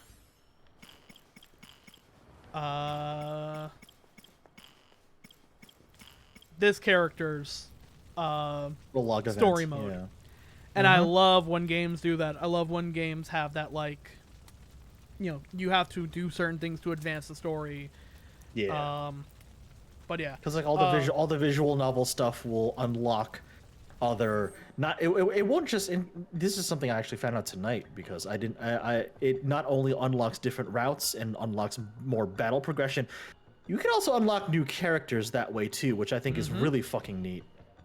So you have your 12 main characters are all available from the start in combat, but you start learning more about their story and start learning more about stuff based on that. So if you want a game that's honestly just gonna surprise the hell out of you, like, it's a long game. We're probably gonna be doing on Snark for a while. If you want a game to get absolutely absorbed in, this is the game for you. This is like the long-term game for you. Especially that it is now available on Switch. People have no excuse. It's like $40. It is well fucking also worth it. Also the Switch port has additional voice acting that the other full ports voice don't. acting. Yeah. Yeah, because honestly, like, the thing I like about this, and the reason why I was actually super excited to stream it, is that we kind of been approaching it with the old school feeling of a Something Awful Let's Play thread, where we've kind of been letting the audience interact with us on how we want to advance the plot, and getting a nice balance in each stream with story, combat, theorizing. So, like, if you want to play a game and you want to go like ham in the visual novel, you can play 3-4 hours of the visual novel part, then swap it up. As soon as it starts to get a little stale, that's when it's going to tell you you're blocked off until you do some of the combat stuff. As soon as the combat stuff starts to feel repetitive, it's going to say, well, you can go back to the visual novel part. And the game picks really, really good stopping points where it leaves you off. Like you've found like X amount of story for this character, and it leaves you off at just the perfect point where it's just like you want to know more, but you know you can't learn more until you do something else. Also, like, just look at the fucking animations from, like, again, this is Vanillaware. They know what the fuck they're doing. Also, Jay, most importantly, we went over this earlier. Oh, here we go. But there's Jay, a school nurse. There's a school nurse in this, and she has nurse mode, which a lot of good stuff right there. And then she has which is good. Ass mode. Woo! Where you look at that right there. That woman is over 25, and that ass is just out. Look at that. That is what we Beautiful like to call sight to thick behold. with a. That is what we like to call thick with a Q. Fucking beautiful right there. Science can't explain it. Bird Porton is dying in chat right now. Bird Porton, I'm As sorry. well they should. But honestly, like, it takes a lot with how generic anime can look these days. Even the more like generic of the male characters have personality out the fucking wazoo. It actually makes me give a fuck about kids in high. I generally, like, Chef knows this about me. Everyone knows this about me. I do not like. If it's an anime that takes place in high school, it's already 5 points down for me. I do not like. Fuck them kids. I do not give a shit about kids in high school. I don't give a shit about kids in high school saving the world. I don't give a shit about kids in high school falling in love. It either has to have some, like, fucking, like, emotional punching weight to it. I am looking at you, a silent voice. I fucking love you. You're the exception. But it either has to have some punching weight to it to get me interested. If it is a, you know, high school girls doing cute stuff that's not K-On!, I don't give a fuck. Yeah, K-On! And Azumanga Daioh are the only two exceptions for me. Yeah, those are the exceptions. Those are the exceptions to the rule. Those are the exceptions. And K-On! Gets it because they make a Detroit Metal City reference in episode 1, which a lot of people fucking forget that they did. Yeah, and Azumanga Daioh gets the exception because it's actually very well written. Oh, I love. How could you not like Azumanga Daioh? Also, Azumanga Daioh isn't a it's not an anime about high school girls doing shit. It's an anime about high school with girls doing shit. Also, I don't think this needs to be said, but my fuck high school anime slant has one extreme notable exception, and it does have high of high school in the title, and that is Cromartie High. And negative word said about Cromartie High will incur my wrath on the highest degree. Cromartie High is the standard everything else should be aiming towards in anime. Fight me. The perfectly normal student, Mekazawa. Yeah. Honestly, like, if it's high school isekai, I'm sleeping. You have to be on the quality of, like, an RE0 or a Konosuba to get me to give a shit. Yeah. No, absolutely. Report, how dare all of you, I'm trying to play D&D. Freddy, how do you make, God, how did they, hey, we're gonna make an anime, it's gonna be about high school boys, they're all gonna be fucking delinquents as fuck, and their best friends are gonna be a robot voiced by Wakamoto, a fucking 800-pound gorilla, and Freddy goddamn motherfucking Mercury. Mercury. How do you knock it out the park and stunt on the Yankees like that? Oh my god, it's so fucking good. It's so fucking good. Holy shit. I mean, Rich is like, you had me at Wakamoto. Fair. Oh my god, there was something. Oh no, you want to know what I found out this last weekend? What'd you about find Wakamoto? Out? What'd you find out about Wakamoto? Guess who Wakamoto voiced in a very timely Snark adjacent franchise we just played? Uh-oh. Who did Wakamoto voice? Do you know that Wakamoto voiced Super Shredder? Oh my god! In the Japanese what? dub. In the Japanese dub of, well, actually he did both Shredders, but I feel like Super Shredder is the more important of the two. Wakamoto voiced Shredder in the dub of the TMNT movies. That's incredible. I don't know who came up with that, but fucking give them every promotion in the world because that's brilliant. Whoever Whoever greenlit that casting choice needs like the Nobel Peace Prize. I'm shocked no one's fucking said that sooner, because that's a slam dunk of voice acting. That's perfection right there in voice Holy acting. shit! That's amazing. That is actually fucking incredible. Wow. I'm ashamed of myself that I never in my life said, you know what, Wakamoto should do Shredder. He's perfect for it. He literally has the voice for it. He's got the perfect fucking voice for it. I'm Hello? thinking now, if there's like a possible person who could match James Uncle Phil Avery for perfect Shredder Yes. voice, Wakamoto is Yes. it. Wakamoto's the only person who can go toe to toe with two fucking kings right there. Oh my god. That is fucking wild. Right? That is fucking wild. Yeah, and getting him in Hellsing Ultimate. Oh, that was so good. Hellsing Ultimate is like probably some of my favorite voice acting, because it's literally it's Joji Nakata and Wakamoto. Like those are my two favorite those are my two favorite like badass men in visual novels, and in like god damn it, the Melty Blood franchise gets both of them in multiple properties. That's fucking wild. Are you Right? kidding me? Wow. Like what fucking what deal, what eldritch being did you make a deal with to get that kind of voice cast? If I ever get the chance, I want to watch Turtles dubbed in Japanese now. Like, yeah. Fuck English. What, you know? Is Corey Feldman really all that worth it? Although I will say, Kevin, sleep. it is crazy to think that both Kevin Nash and Kevin Clash are in Turtles 2. Right. It's crazy to think that Splinter not only voiced by Elmo, but puppeted by Elmo's puppeteer. Actually, buck wild. Holy crazy. fuck. And that is true. Elmo voiced Splinter in the TMNT movies. I actually didn't realize this until I rewatched the first movie, but all of the suit actors for the Turtles actually have a cameo in the movie, and it's with their respective turtles. The Domino's delivery man who gives the pizza to Michelangelo, that's Michelangelo's suit actor. That's incredible. The person in a taxi who Raphael, who hits Raphael when he's in the trench coat, that's Raphael's suit actor. God, I forget where Leonardo and Donatello's have similar things where basically like their humans interact with the turtle, but all four of the suit actors get a cameo in the movie. That's really cool. For literally that reason. That's awesome. I love that. Yeah, it's fucking what's it called?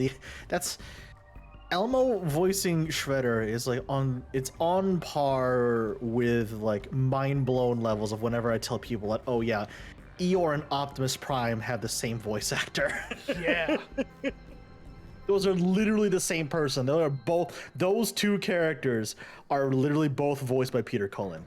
And to this day, I will get people saying, "Wait, what?" Wakamoto, just hearing Wakamoto roll his R's is like, that's fucking heaven. Like that's all I need in anything. And it really makes me want them to do more with the suit. I've talked at length about, and this is by now, you know what, we're gonna move this back to just talking, because we're basically done with the game side of things. So Mr. Krabs is Kurgan from Highlander. Lucy actually did not know that. What? Hold on. Hold on. I actually did not know that. Maybe if we shut off screen share, it'll fix the camera. Right. I forgot to. Yeah, because I actually that. don't need. Yeah, because I actually don't need. Let me. Screen share on anymore. Hold on 1 second. I also want to stop the Elgato is still picking up. Okay, no, Lucy, you got me with that one because I did not know that shit. Holy cow.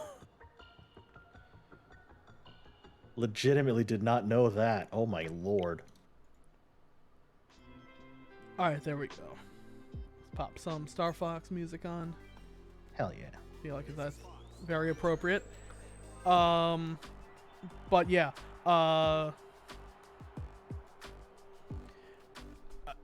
someone compiled like a bunch of listings from like the various SpongeBob actors swearing in different roles, and because Patrick Star was in a his voice actor was in a horror movie where he says something to the effect of like, "Oh, they cut those kids' balls off" or something like that.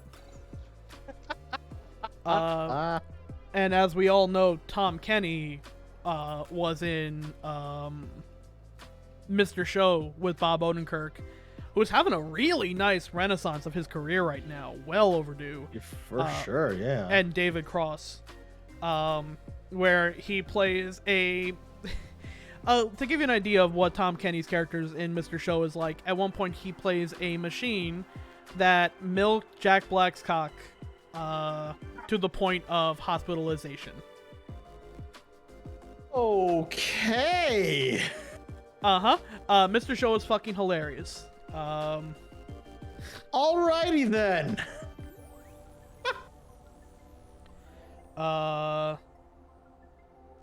Like you have heard everyone in SpongeBob SquarePants drop some curse at some point. Oh yeah.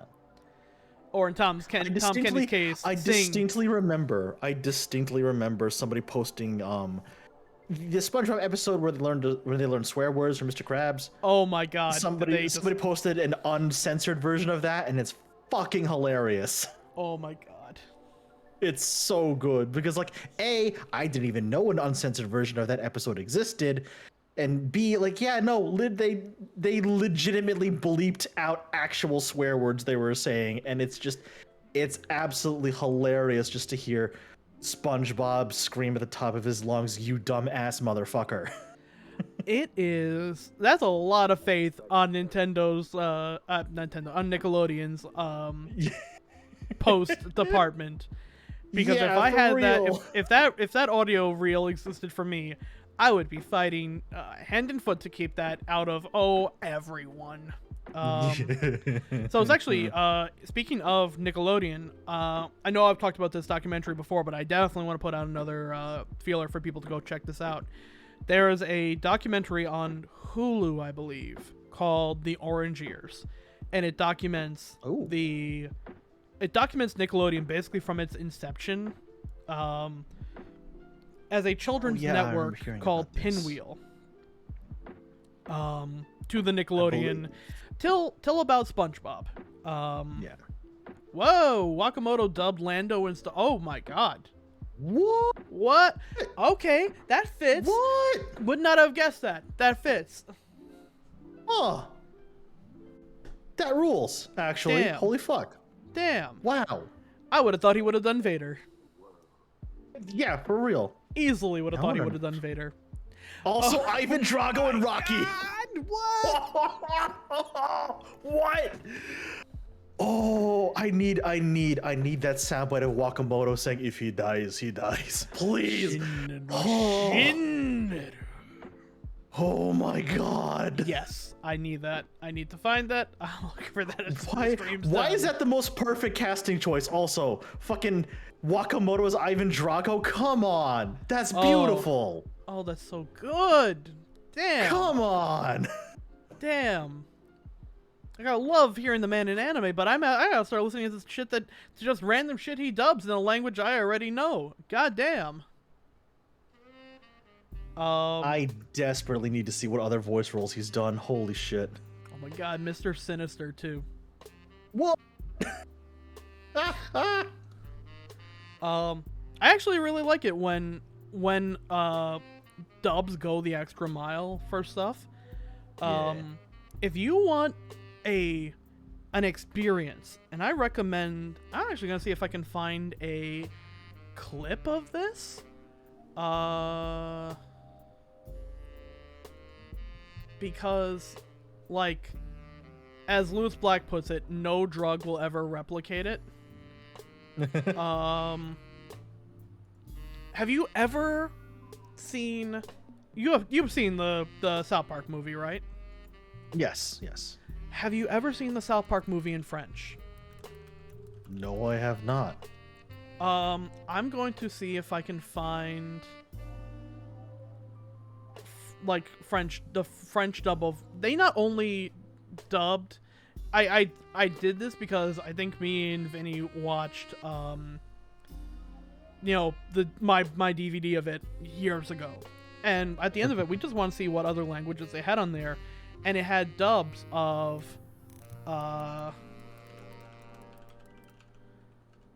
just French. They not only dubbed the like talking, they dubbed all of the songs. Oh my god. So hold on.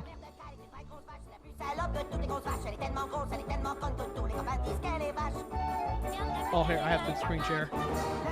Actually, hold on.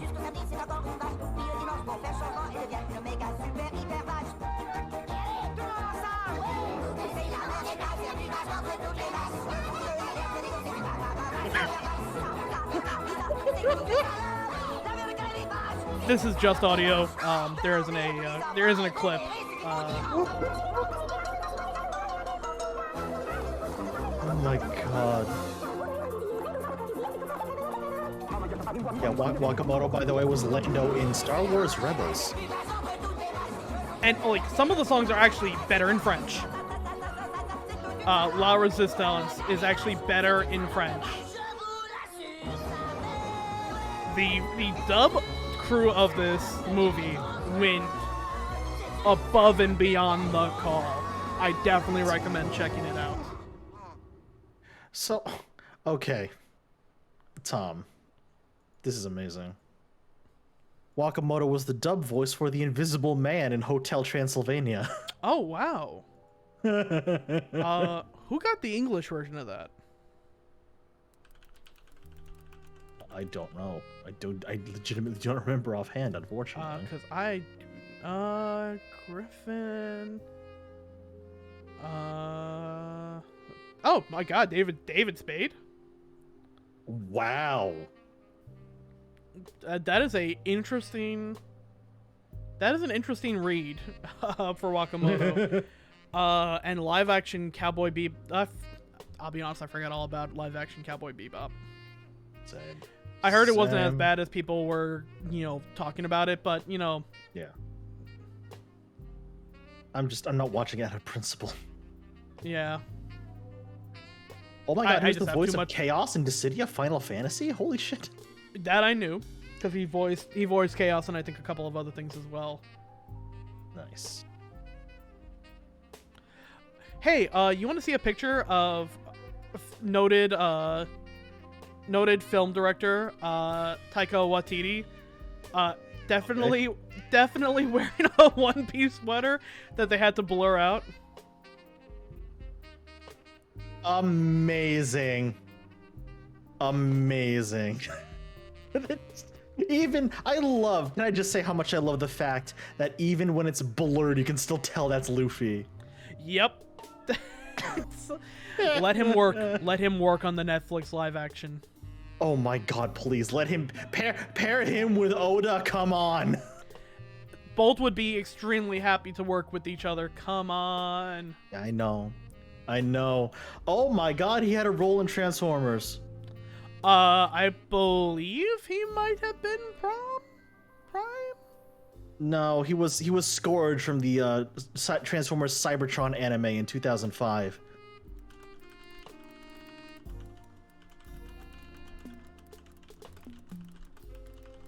How did I forget he voiced Chihiro's father in Azumarill? Oh my god. Oh yeah, that was the role. That was the role I knew him. I initially knew him for. How did I forget that? Jesus. It kind of looks like he's been the dedicated voice for Cell in all things Dragon Ball too. That he has. Which I appreciate. Those were the iconics. Yeah. Chio's father, Cell, Bison, well, Vega in Japanese, but yeah. Nobunga in Dynasty Warriors and a couple of those. Yeah. Pop Team fucking Oda epic. Nobunaga. Yeah. Forgot what Pop Team Epic. Very happy they got him in Pop Team Epic. They had to get him in Pop Team Epic. They had to. Oh, he's Johnny from Guilty Gear. Oh, Yep. shit. See, that one was new to me. I forgot he was in Gintama. That's the one I forgot. And of course, fucking Britannia. Oh, hail yeah. Britannia! Yep. God, you can see how how much the screen of Wikipedia brightens up my camera. Yeah, I was about to say that too. And of course Zemnis. the iconic Zemnis the best line in F-Zero GP Legend. Oh yeah. Watashi wa Shienzo. Yes. Absolutely. Oh wow. Okay, yeah. So he is Zemnis' actor in Kingdom Hearts. Got it.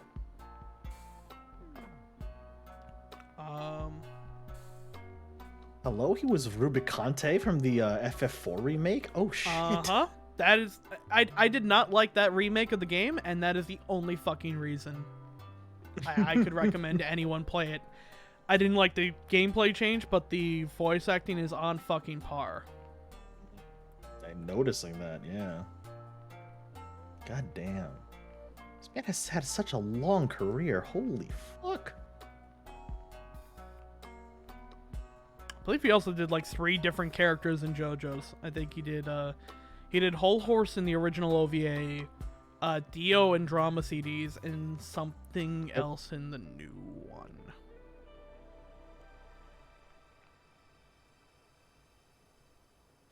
Which I forget. Oh, there's also Quiz Magical Academy, which was an OVA I think me and like 2 other people saw. He just voiced a giant fucking eagle who levels a mountain by screaming at it. He was a cop and then he got the fuck out of it. As I good feel ashamed for do. missing this one. I feel ashamed for missing this one. Tom, he was Coach Ota from Gunbuster. Yep. God damn it. I fucking missed that. Hold on, he was the dub voice for how many characters in G.I. Joe? Oh, everyone.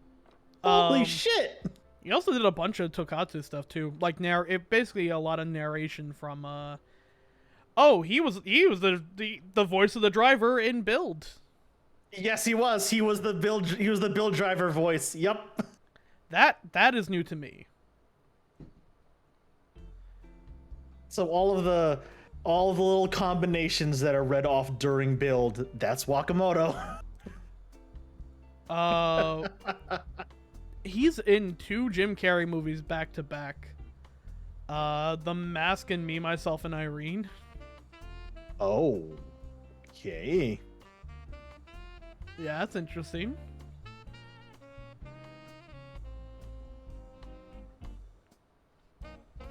That is absolutely wild. Oh, he was Ice Devimon in Digimon Tamers. Holy shit. Man, I haven't thought about Digimon in forever.